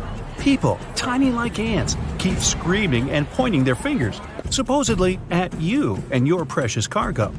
The elderly lady in your arms seems frail and terrified, and still, her hands are surprisingly strong when they hold her cat clutched to her chest. The flames are raging above your head, bursting out of the windows, and the smoke is still burning your throat. It started 3 weeks ago. You're watching a football match and your team is losing. After a while, you can't stand it anymore. You leap out of your seat and start pacing in front of the TV. At one point, you get so agitated that you hit the wall with your open palm, and you get stuck. Your first thoughts aren't very coherent. What's this sticky stuff on my wall?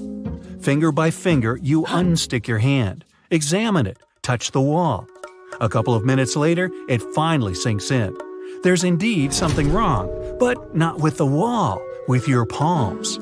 After a lot, and I mean it, of experimenting, you figure out they somehow stick to all kinds of surfaces.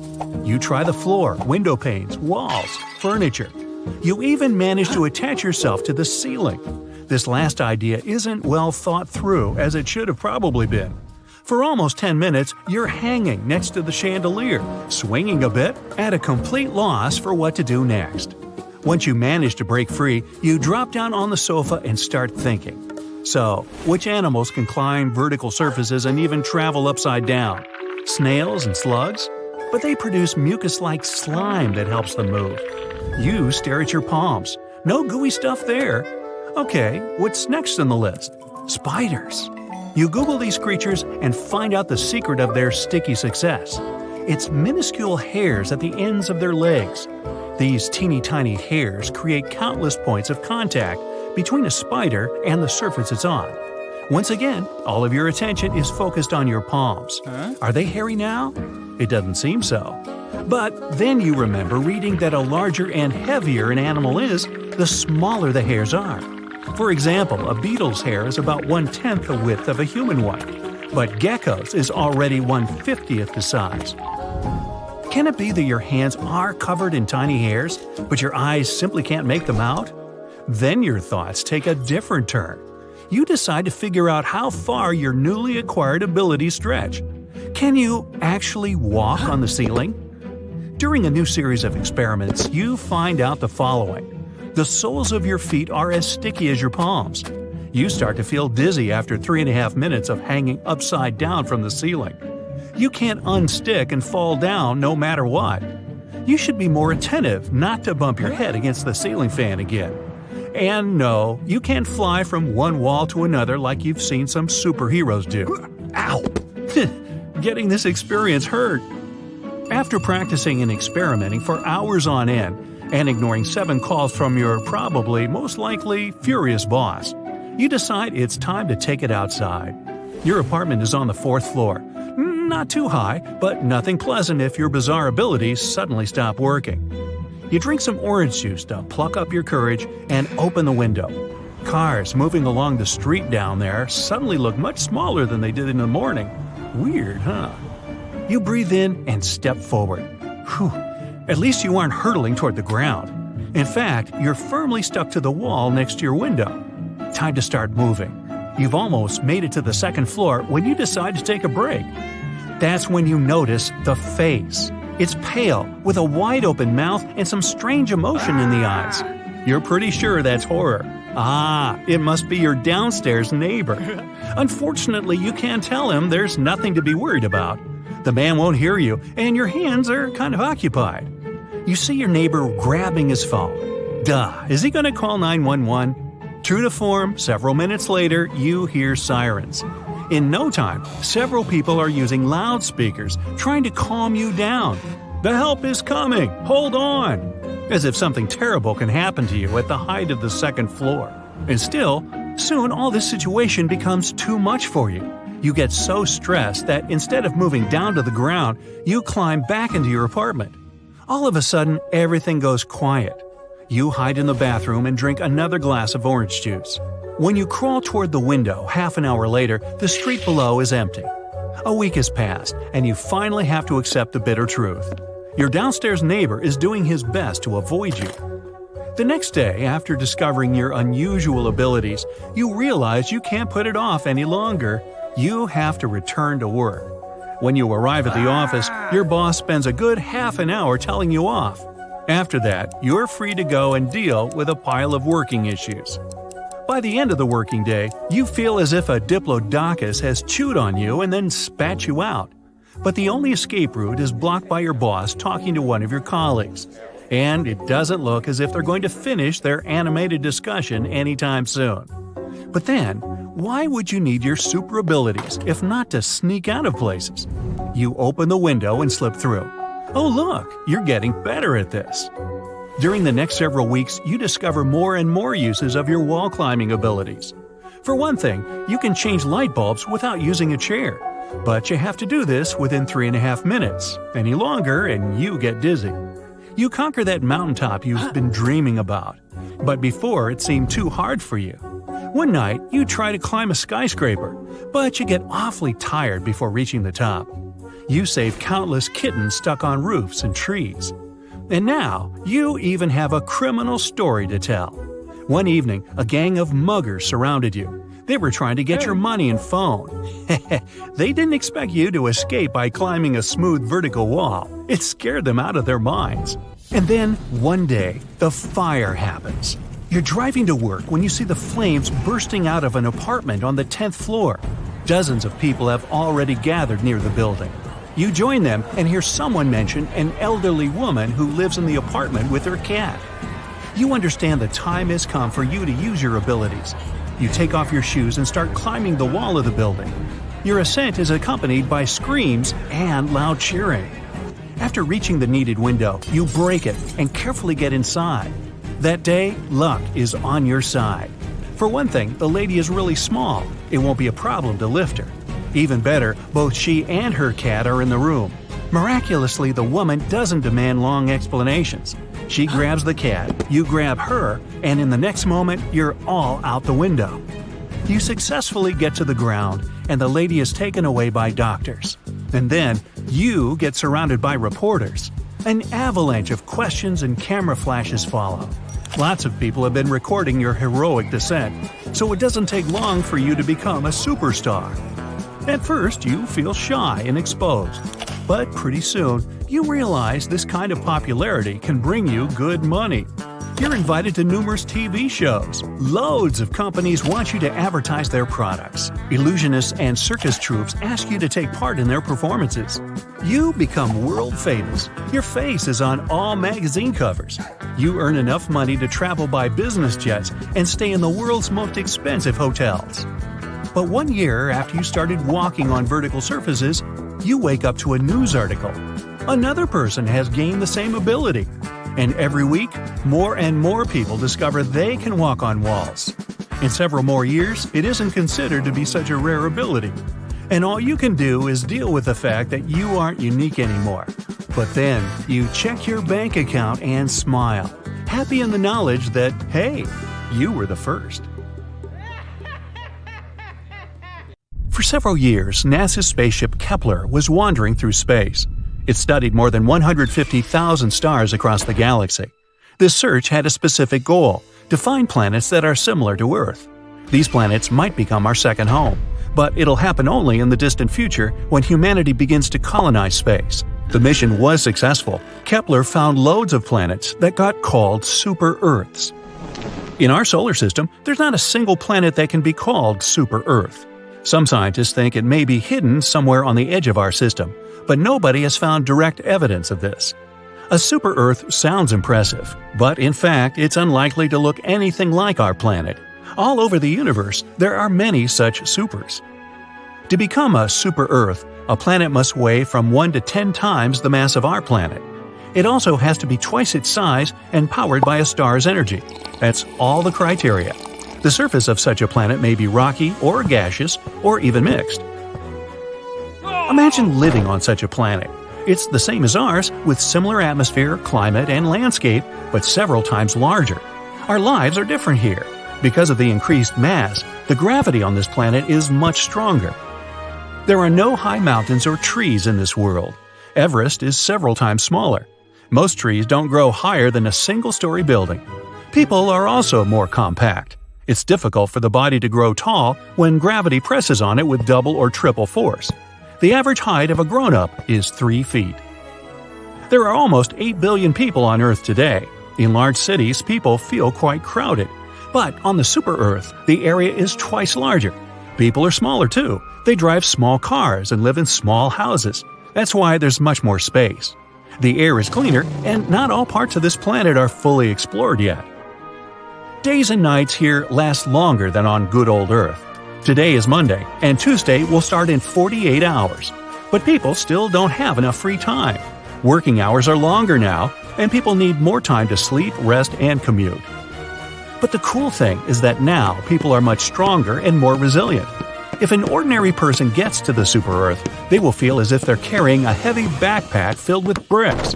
Their muscles won't be used to hauling such a load at all times. Even during sleep, they'll feel heavy. In an unprepared person, this pressure can damage bones and muscles and lead to unpleasant consequences. But since people have been living on the Super Earth for thousands of years, they've evolved and adapted to the new conditions. On this planet, human bones are as strong as iron. Muscles are as hard as a rock. People are small but powerful creatures. But they don't know about their own strength. Everything around them is heavy, and this is the norm. Trees are sturdier, and their wood is more durable, which means the furniture is more massive. A single sheet of paper on the Super Earth can weigh 10 times more than the ones we're used to. The average passenger car can weigh as much as 2 fire trucks, and a teaspoon is heavier than a dumbbell. But since the weight of all vehicles is greater than that on our planet, people need more power and fuel to reach higher speeds. They use a lot of gasoline. Much more resources are needed to send rockets into space. It takes more fuel to overcome the gravity of Super Earth and leave its atmosphere. Spacecraft also have to weigh less. When everything is so heavy and dense, you don't feel super strong. But let's say you're a resident of the Super Earth and decide to visit good old Earth one day. You become a superhuman here. You can come up to any car, put your hands against its trunk, and start moving it. In the gym, you can easily lift any weight. With one strike, you can leave a crack in the concrete wall or punch through a wooden board. All of this looks extremely impressive, considering your small stature. Your legs, used to heavy loads, feel so light here. You can easily jump from one roof to another. If you accidentally fall from a 2-story building, your body won't receive any serious damage. Your skin won't be scratched, your bones will easily withstand the fall. On Earth, you become a superhero. Unfortunately, a super Earth with the conditions perfect for humans hasn't been found yet. These planets are still poorly understood. They can even pose a danger to people. A large mass means a huge amount of energy, and this energy needs to be released.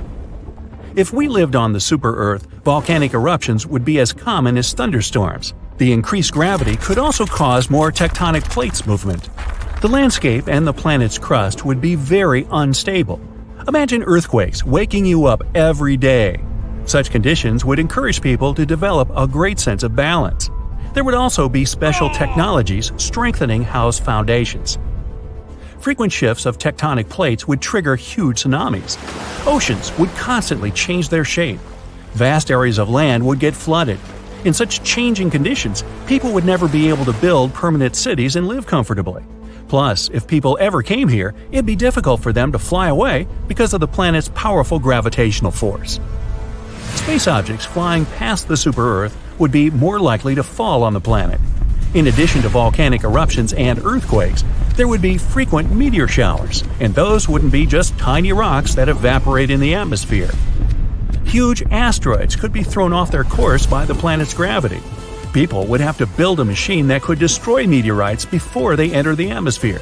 But even if they succeeded, hundreds of chunks of space rock would still fall on the Super Earth. After all these catastrophes, people would most likely understand that there's only one super awesome Earth, and it's our home planet. The worst thing that can happen to Earth is the hardening of its core. As soon as it stops working, the planet will lose the shield that protects it and us from space radiation. Solar storms and blasts of energy can create serious problems for people. All electronics will stop functioning normally. The internet, power plants, traffic lights, computers, airplanes, you name it. To survive in such a place, people would have to live under a huge dome. It wouldn't allow radiation and meteorites to pass through. But many super-Earths have conditions that are even tougher than that. For example, there's a planet where the air temperature is so high, metals get vaporized there. It's unlikely any life forms can appear in such a place. But if people had to evolve there, our species would be invulnerable. Imagine creatures covered in skin that's stronger and more elastic than any material on Earth. Walking through fire would be as ordinary to them as breathing air. The inhabitants of this world would probably try to take over other planets. The only thing they wouldn't be able to withstand would be low temperatures. A light warm breeze would seem like an ice-cold gust of wind to them. There's another super-Earth similar to this one. It receives tremendous amounts of energy from the nearest star. Because of this, the temperatures there are so high they even destroy molecules. In the depths of space, scientists have found another super-Earth.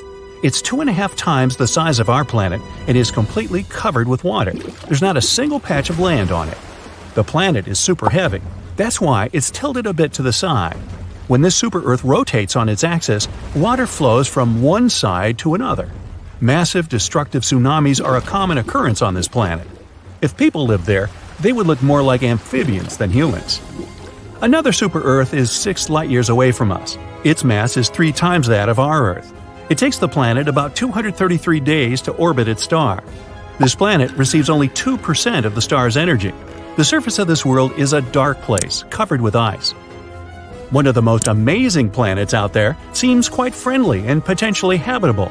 Just like our Earth, it glows with blue light, but its appearance is deceptive. On this super-Earth, winds blow at 7 times the speed of sound. But the main danger is glass rains. Trillions of shards turn everything that gets in their way into powder. Gee, no, I'll have to pass on that one. Ah, what a great morning! You're having your morning breakfast on the porch while sipping on some delicious green tea.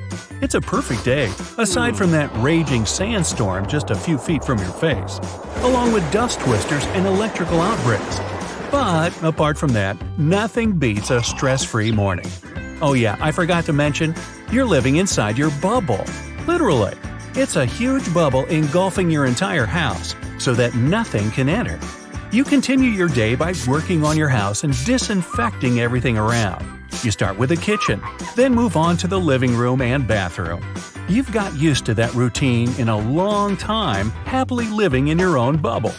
All the neighbors got used to you and just mind their own business when passing by. But after the sandstorm settles, you suddenly notice some sand particles on the outside windowsill. You freak out and begin knocking down everything in the way. You hastily put on your hazmat suit and some disposable towels and immediately clean it up. Afterwards, you head down to the basement to the fire incinerator and burn the towels away to leave no evidence behind. All is well, but you need to figure out where the dust came from. You stay up all night looking at every nook and cranny where you might find some dust. And to your luck, you find it. You grab some strong adhesive glue and seal that baby up. Ah, you can finally sleep. You shower at least 3 times a day and walk through the disinfectant channel just in case before going to sleep in another bubble. Before you close your eyes out of exhaustion, you hear a notification from your phone. You're grumpy and don't feel like checking it. You'd have to get out of the bed bubble and disinfect the phone and take another shower before going back to bed. But the phone rings and you have no choice but to answer it. This is shocking. You're overwhelmed. You're almost crying of joy. Your long-lost sister just found out where you are and wants you to come visit her in the city. Question is, how are you going to leave your bubble and head all the way there? You start panicking. You feel itchy all of a sudden and your throat is dry. You can almost hear that adhesive glue ripping apart and all the dust and bacteria flooding inside your house. You can feel them crawling up your skin and seeping inside of you. Wait, get out of your trance. It's all in your head. And luckily, you prepared something for a scenario like this. It's time to enter the workshop. It's deep down underground that requires you to take an elevator 3 stories down. It looks like a secret lab. You take a long walk to the end of the workshop and see a human-shaped figure. You click some buttons and open the metallic human-shaped chamber. You've been working on this bubble suit for years, and it's time to put it to use. Although it's only a prototype, you have no time to spare. You haven't done enough tests to confirm its durability. You put it on, and you feel like a superhero. It's covered with a strong, flexible bubble material that can stretch with your every movement. It has metallic frames on the joints for protection, just like knee and elbow pads when riding a bicycle, and a large metallic cover for your head with an internal screen to see the vitality of the suit and other functions. It has 2 clean oxygen tanks that can last for a whole day, and as a backup, it has a strong filtration system to breathe oxygen from the outside world. It's even connected to your phone to access your contacts. You take your first steps, and all seems well. You look kind of intimidating in the suit, too. So you make some last-minute adjustments before leaving your bubble house. The exit has 3 disinfectant chambers with a voice-activated door to make sure no one can break in. This is it. You're shaking. Your legs feel like wet noodles, and you're sweating profusely. But you take your first step in the outside world and walk in the open land. With all that technology, you'd think you'd have a bubble-protected vehicle. But since you never needed to leave the bubble, there wasn't any use for investing in that. As you walk further away from your house, you look back and see it standing all alone. Good thing you keep your automated butler to do the cleaning while you're away, and you're able to keep up with it through the internal screen in your bubble suit. You check your systems and you're still well calibrated. A cute dog approaches you and gives you those irresistible eyes. You try to resist all urges to pet it, but finally break. You pet its head a little before it tries to rip off the bubble suit. It manages to get its teeth on it, but you run away. You open the GPS and it shows that you're a couple of miles away, but the only way to get there on time is to take the subway. You make your way to the nearest station and walk down the stairs. It's dark and murky. The floor is sticky, and there are many dark corners with people giving you nasty looks. The lights are flickering everywhere you go. You make it to the terminal and wait in line, or at least what you think is a line. As soon as the train arrives, it turns into a mosh pit. Everyone pops out from different corners and rushes their way in, like a small crack in a river dam that suddenly explodes without warning. This is the first time you've ever been around so many people in close proximity. You're pushed and tugged, but somehow manage to get on the train. You refuse to sit down on the stained seats and try your best not to hold on to the railings. You see all kinds of people sitting and standing. Many of them are dressed in suits, casual outfits, swimsuits, and some are even playing music. You can't help but bob your head to the beat and even tap your feet. The outside world is pretty cool. Suddenly, your screen pops up, and you're notified that one of the oxygen tanks got a small fracture and is leaking. You're left with one more tank that will last you half a day. The train arrives to the destination and everyone begins to exit. All the pushing and shoving leads to outside, but you trip and fall on the ground. No scratches. The screen doesn't detect any damage. You go back to the surface and open up the GPS. You're only a few blocks away from your sister's apartment. You're running out of oxygen, and you don't want to think about breathing the atmosphere around you. You make your way towards the apartment on foot. You see some cyclists speeding around you and a construction site not too far away. But suddenly, the GPS malfunctions, and you don't know where you are. You're in the middle of this chaotic scenery and don't know which apartment block she's in. There are hundreds of buildings all around you. You try calling your sister, but your phone is off. You approach a person showing a picture of your sister, but she just thinks you're crazy and brushes you off. You're all alone in the big city with your oxygen tank depleting by the second. Maybe you shouldn't have left your bubble. Suddenly, you see your sister walking back from a grocery store, carrying paper bags full of goods. You run up to her and freak her out. She drops everything, but you help her pick up the bags. She sees your face behind the screen and smiles. You finally reunite with her and go to her place. And to your surprise, she's also in her little bubble. She lives in a bubble-contained apartment that's disinfected from floor to ceiling. You're able to open your suit and breathe. You enjoy a nice day with her and even stay over for dinner. You charge up your suit and see the vitality is in proper condition. After a while, it's time to say your goodbyes. But the emotional moment is interrupted by breaking news. You check your phone and see that the world is now being covered by an unknown gas that's infecting everyone on the planet. You and your sister put on your suits and head outside. The world is rapidly changing, and you seem to be the only ones ready for it. So your starship is flying through space at 99.9% of the speed of light. Hey, aren't you cool? The stars turn into bright, continuous lines. Infinite outer space has shrunk into a tunnel. A bright flash ahead. Boom! Starship shoots out of the tunnel like a cork. You see the ancient Earth. The computer says you went back 70 million years. You're a paleontologist of the future who traveled through time for one purpose – to see with your own eyes the most underappreciated dinosaur in history. You have come down to Earth and are walking through the jungle. Suddenly, you hear a mighty roar. There's a dinosaur coming out of the trees. It's more than twice your height and weighs as much as 4 cars. Scientists have found only 2 huge arms left of this dino. For 60 years, Dinocheirus has been a major mystery in paleontology. Now we can see this creature in its entirety. They managed to find a complete set of fossils in Mongolia. Translated from Latin, the name of this dinosaur means terrible hand. Apparently, this dino was lousy at playing poker. Dinocheirus is an animal cocktail that nature is prepared to make you both shriek and laugh. Let's take a look at it from the point of view of the evolution itself. First, we take the T-Rex. Dinocheirus and the king of the dinosaurs are about the same size. From the T-Rex, we'll only leave the powerful hind legs and the long tail. Instead of small forelimbs, we'll attach mighty 8-feet-long arms. And let's not forget about the fingers with razor-sharp claws. Each claw is as long as a kitchen knife. Then we add a hump like a camel's, a neck like an ostrich's, and a horse's head. And instead of a toothy mouth, we put a duckbill. Now our Dinocheirus is ready. It also has long and sharp claws on its flat feet. Such broad soles help it walk along the river bottom and not sink into the silt.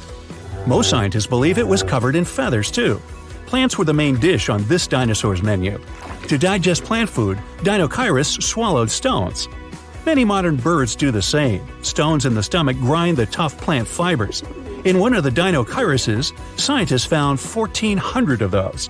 Yes, this dino had a huge belly, which slowed it down a lot. With such a size, Dinocheirus lived for a very long time, 75 to 300 years, give or take. In a 100-million-year-old piece of amber, they found strange bones. They belong to the smallest dinosaur known to science. Take 2 paper bills from your wallet. This dino weighed the same. It was about the size of a modern hummingbird. Scientists don't know what the tiny dinosaur looked like more, a lizard or a bird, but they're pretty sure it could fly and hunted insects. Over 100 sharp teeth confirm that. What happens when you cross a chicken and a crocodile? You get one of these bad guys, a Hesperonychus. This dinosaur was small but had quite an attitude. It lived in North America and probably hunted mammals. It weighed only 4 pounds and was covered in feathers like a chicken. If the sloth was a dinosaur, it would look like a Suzhou lizard. It moved on 2 legs, was as tall as a modern giraffe, but weighed 3 times as much. Suzhou lizard had feathers on its body, and a long neck helped it look in all directions. Overall, the tail of this dinosaur made it look like a giant rat on 2 legs. When scientists first saw the fossils of this animal, they didn't believe they were real. The Hulscaraptor looks like a hybrid of a velociraptor and an ostrich, only this dino was the size of a goose.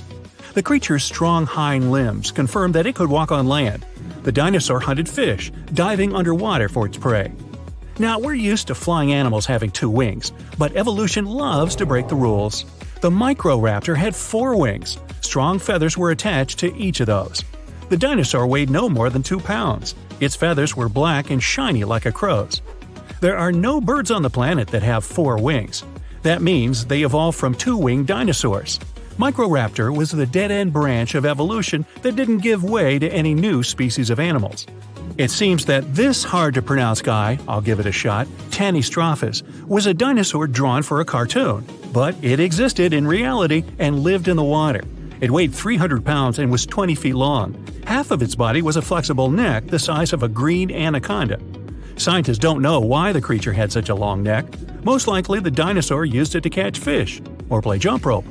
Imagine that 66 million years ago, I wasn't around then, an asteroid didn't crash into our planet. The dinosaurs didn't disappear, and the mammals failed to dominate the Earth. This means the primates didn't evolve and remained in the trees. Who would have taken the place of primates in such a world? Many scientists believe it could be Troodon. The dinosaur had the largest brain relative to body size. It walked on 2 legs and was about the size of a human. Hypothetically, Troodon could evolve and become as intelligent as we humans are now. By the way, The smallest brain relative to body size belongs to Stegosaurus. It was the largest of the armored dinos. It was a plant eater, but its powerful tail and sharp spikes were feared by all hunters of the age. A Stegosaurus weighed almost 4 tons, but its brain was meh, not much larger than a hot dog. Pegomastax was no bigger than a domestic cat, and it ran wild and free in Africa 100 to 200 million years ago. Imagine a bipedal lizard that looks like a parrot. Pegomastax was covered both with feathers and porcupine-like quills. It had a beak, but 2 sharp fangs grew from the lower jaw. Still, the creature's scary appearance is deceiving. The dino ran fast and could bite hard, but it was a peaceful plant eater all the same. Now, this one, Linhenicus, lived 80 million years ago. It resembled an ostrich that weighed like a medium-sized parrot. It could run quickly and hunted insects. Instead of arms, this dinosaur grew 2 tiny fingers with claws on their ends. It's the only one-fingered dinosaur known to science. This strange creature was one of the ancestors of modern birds. Jeholopterus was a flying dinosaur, looking as if it came straight from a sci-fi movie. It looked like a cat with bat wings.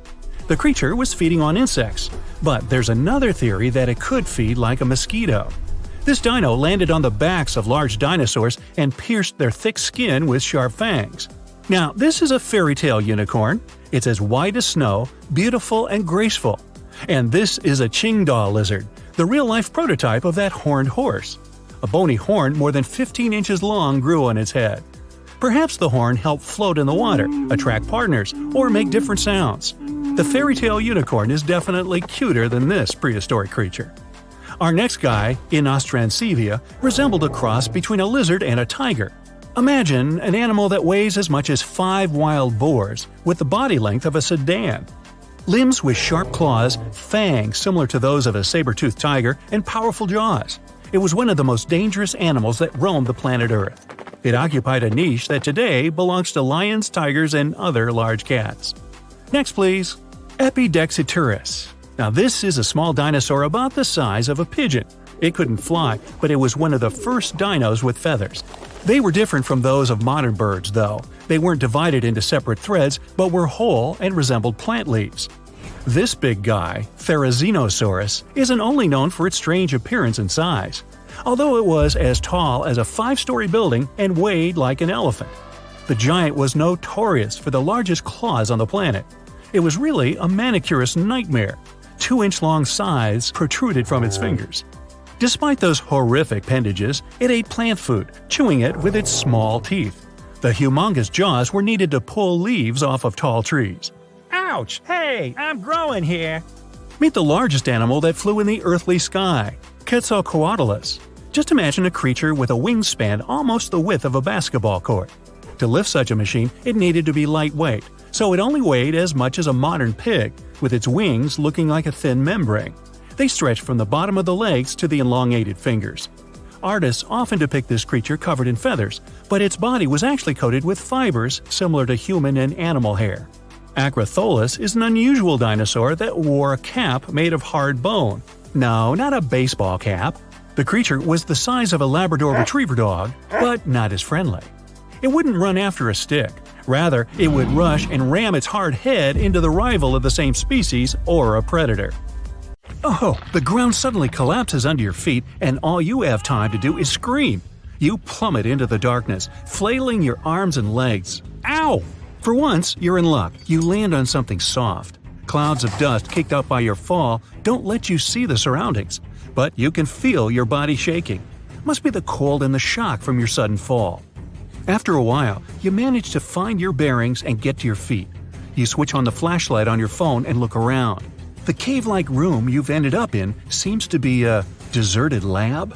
You see broken laptops and other equipment, test tubes, cables, and debris all over the place. You scratch your head trying to figure out what could have happened here. Suddenly, you hear some strange rustling sound. It's coming from the darkest corner of the laboratory. You squeak and nearly jump out of your skin. Whew, just a couple of rats. Nothing too bad compared to what has already happened to you. You can't but recollect your landlord telling you to get out of the apartment you've been renting for more than 3 years. To be fair, though, you indeed hadn't been paying your rent for the last several months. But that's the fault of your boss, who apparently learned a new word, "Sorry, we're downsizing," he told you. The man didn't even sound apologetic.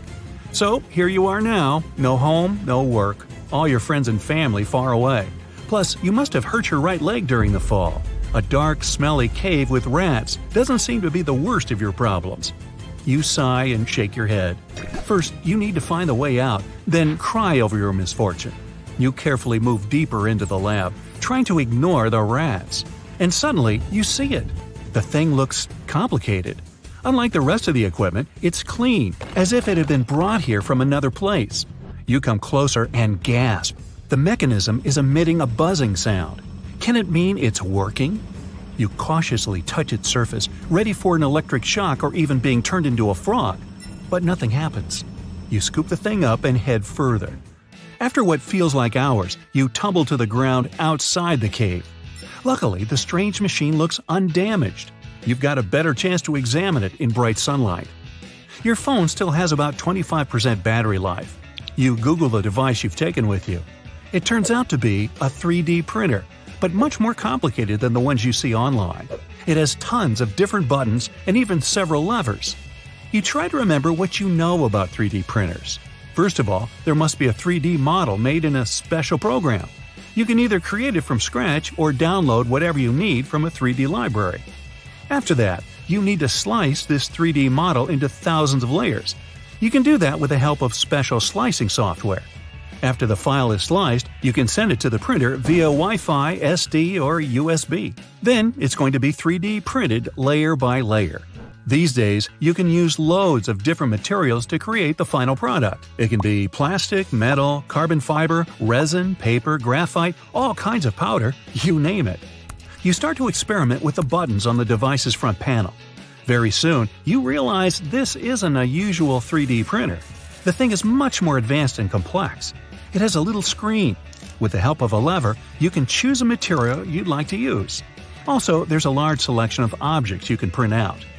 You're still exploring the possibilities of your state-of-the-art printer when you accidentally press a light blue button. The device you've been easily holding in your hands starts growing in size. Soon it's too heavy for you to hold and you have to put it on the ground. It only stops expanding when it's 3 times its initial size. Curious. But first things first, your leg still hurts. You must have sprained your ankle. It would be great to give it some support. Why don't you test your device by printing yourself a cast? You choose this option on the screen. The printer buzzes for a second or two, and you notice a leg-sized opening appears in its surface. I have nothing to lose, you think, and you stick your leg into the hole. Several clicking sounds later, your leg starts to warm up. Then, silence. Around your leg, there's something lace-like and thin, but it supports your leg very well and is surprisingly strong. One problem solved. You can think about other issues, like can your stomach growl even more loudly if you don't feed it right now? You sigh. It's unlikely your printer can help you with this problem. Oh, look, it actually can. You see the word food on the display. The choice isn't very impressive, but pizza sounds just right. You pick pepperoni, and the printer gets down to work. The smell is awesome. The taste is even better. You start thinking your supposedly bad luck is actually very good luck. Now you need some transport to get out of this middle of nowhere. One thing you know for sure, a 3D printed car has already been made. It happened in 2015, when the world's first drivable car was printed and assembled live at the North American Auto Show. The vehicle, called the Stratty, was made up of 50 parts. At the same time, the average passenger car needs at least 2,000 parts. It took 44 hours to print all the 212 layers to complete the Stratty. Your 3D printer needs just a few minutes. The vehicle you've printed out is more of a sleek sports car. Soon you figure out it can reach astonishing speeds. Even better, you could turn it into a convertible if it wasn't so cold outside. But wait, surely your 3D printer can help you out. You choose the warmest fabric the device can offer, and soon wool jacket is covering your upper body. You make a mental list of all the items of clothing you've always wanted to have, but didn't have enough money to buy. Finally, you arrive at the piece of land your grandparents left you many years ago. It's been standing abandoned ever since. You've never had enough time or money to build anything there. Well, the time has come. You press the already familiar blue button. The printer starts growing. Soon, it's as large as a 3-story building. You choose a design. You've always liked those wooden cabin houses with huge glass windows. It takes the printer no more than 20 minutes to finish your new home. It looks amazing, sturdy and spacious at the same time. Soon, you're already printing out the furniture. That's a good thing your printer has tons of different ideas and designs to offer. With the cabin all ready, you decide to clean the territory. You haven't been here for a while. That's why there are lots of fallen trees, branches, and other debris lying around. You pick up a large branch only to drop it a second later. It's too heavy. You start pacing in front of your house, thinking, an exoskeleton. You'll print yourself an exoskeleton. No sooner said than done. In about 10 minutes, you're 30 times stronger than you used to be. Not even a thick fallen tree is a problem for you. The next day, you print out several robots to help you around the house and in the garden. And you send out invitations to your family and friends. It's time for them to buy airline tickets and visit you in your new home. By the time they all arrive 2 weeks later, you've already built, actually printed, a large swimming pool. It's surrounded by chaise lounges and colorful patio umbrellas. All kinds of robots scurry around, serving food and drinks. Everything 3D printed. You only smile enigmatically when your friends ask you when your life took such a sharp turn. One night, you can't fall asleep, buzzing with the excitement of having your dearest and nearest with you. That's when it dawns on you. Why don't you 3D print your 3D printer? A year later, you're the owner of an extremely successful corporation. You build skyscrapers, bridges, and apartment buildings. You produce equipment for factories, hospitals, and construction companies. You have a clothing manufacturing business and a large chain of print-out-your-own-food restaurants. Your next goal? Space exploration, of course. Wouldn't it be cool to build a city on Mars and a couple of theme parks on the moon? That's it for today. So hey, if you pacified your curiosity, then give the video a like and share it with your friends. Or if you want more, just click on the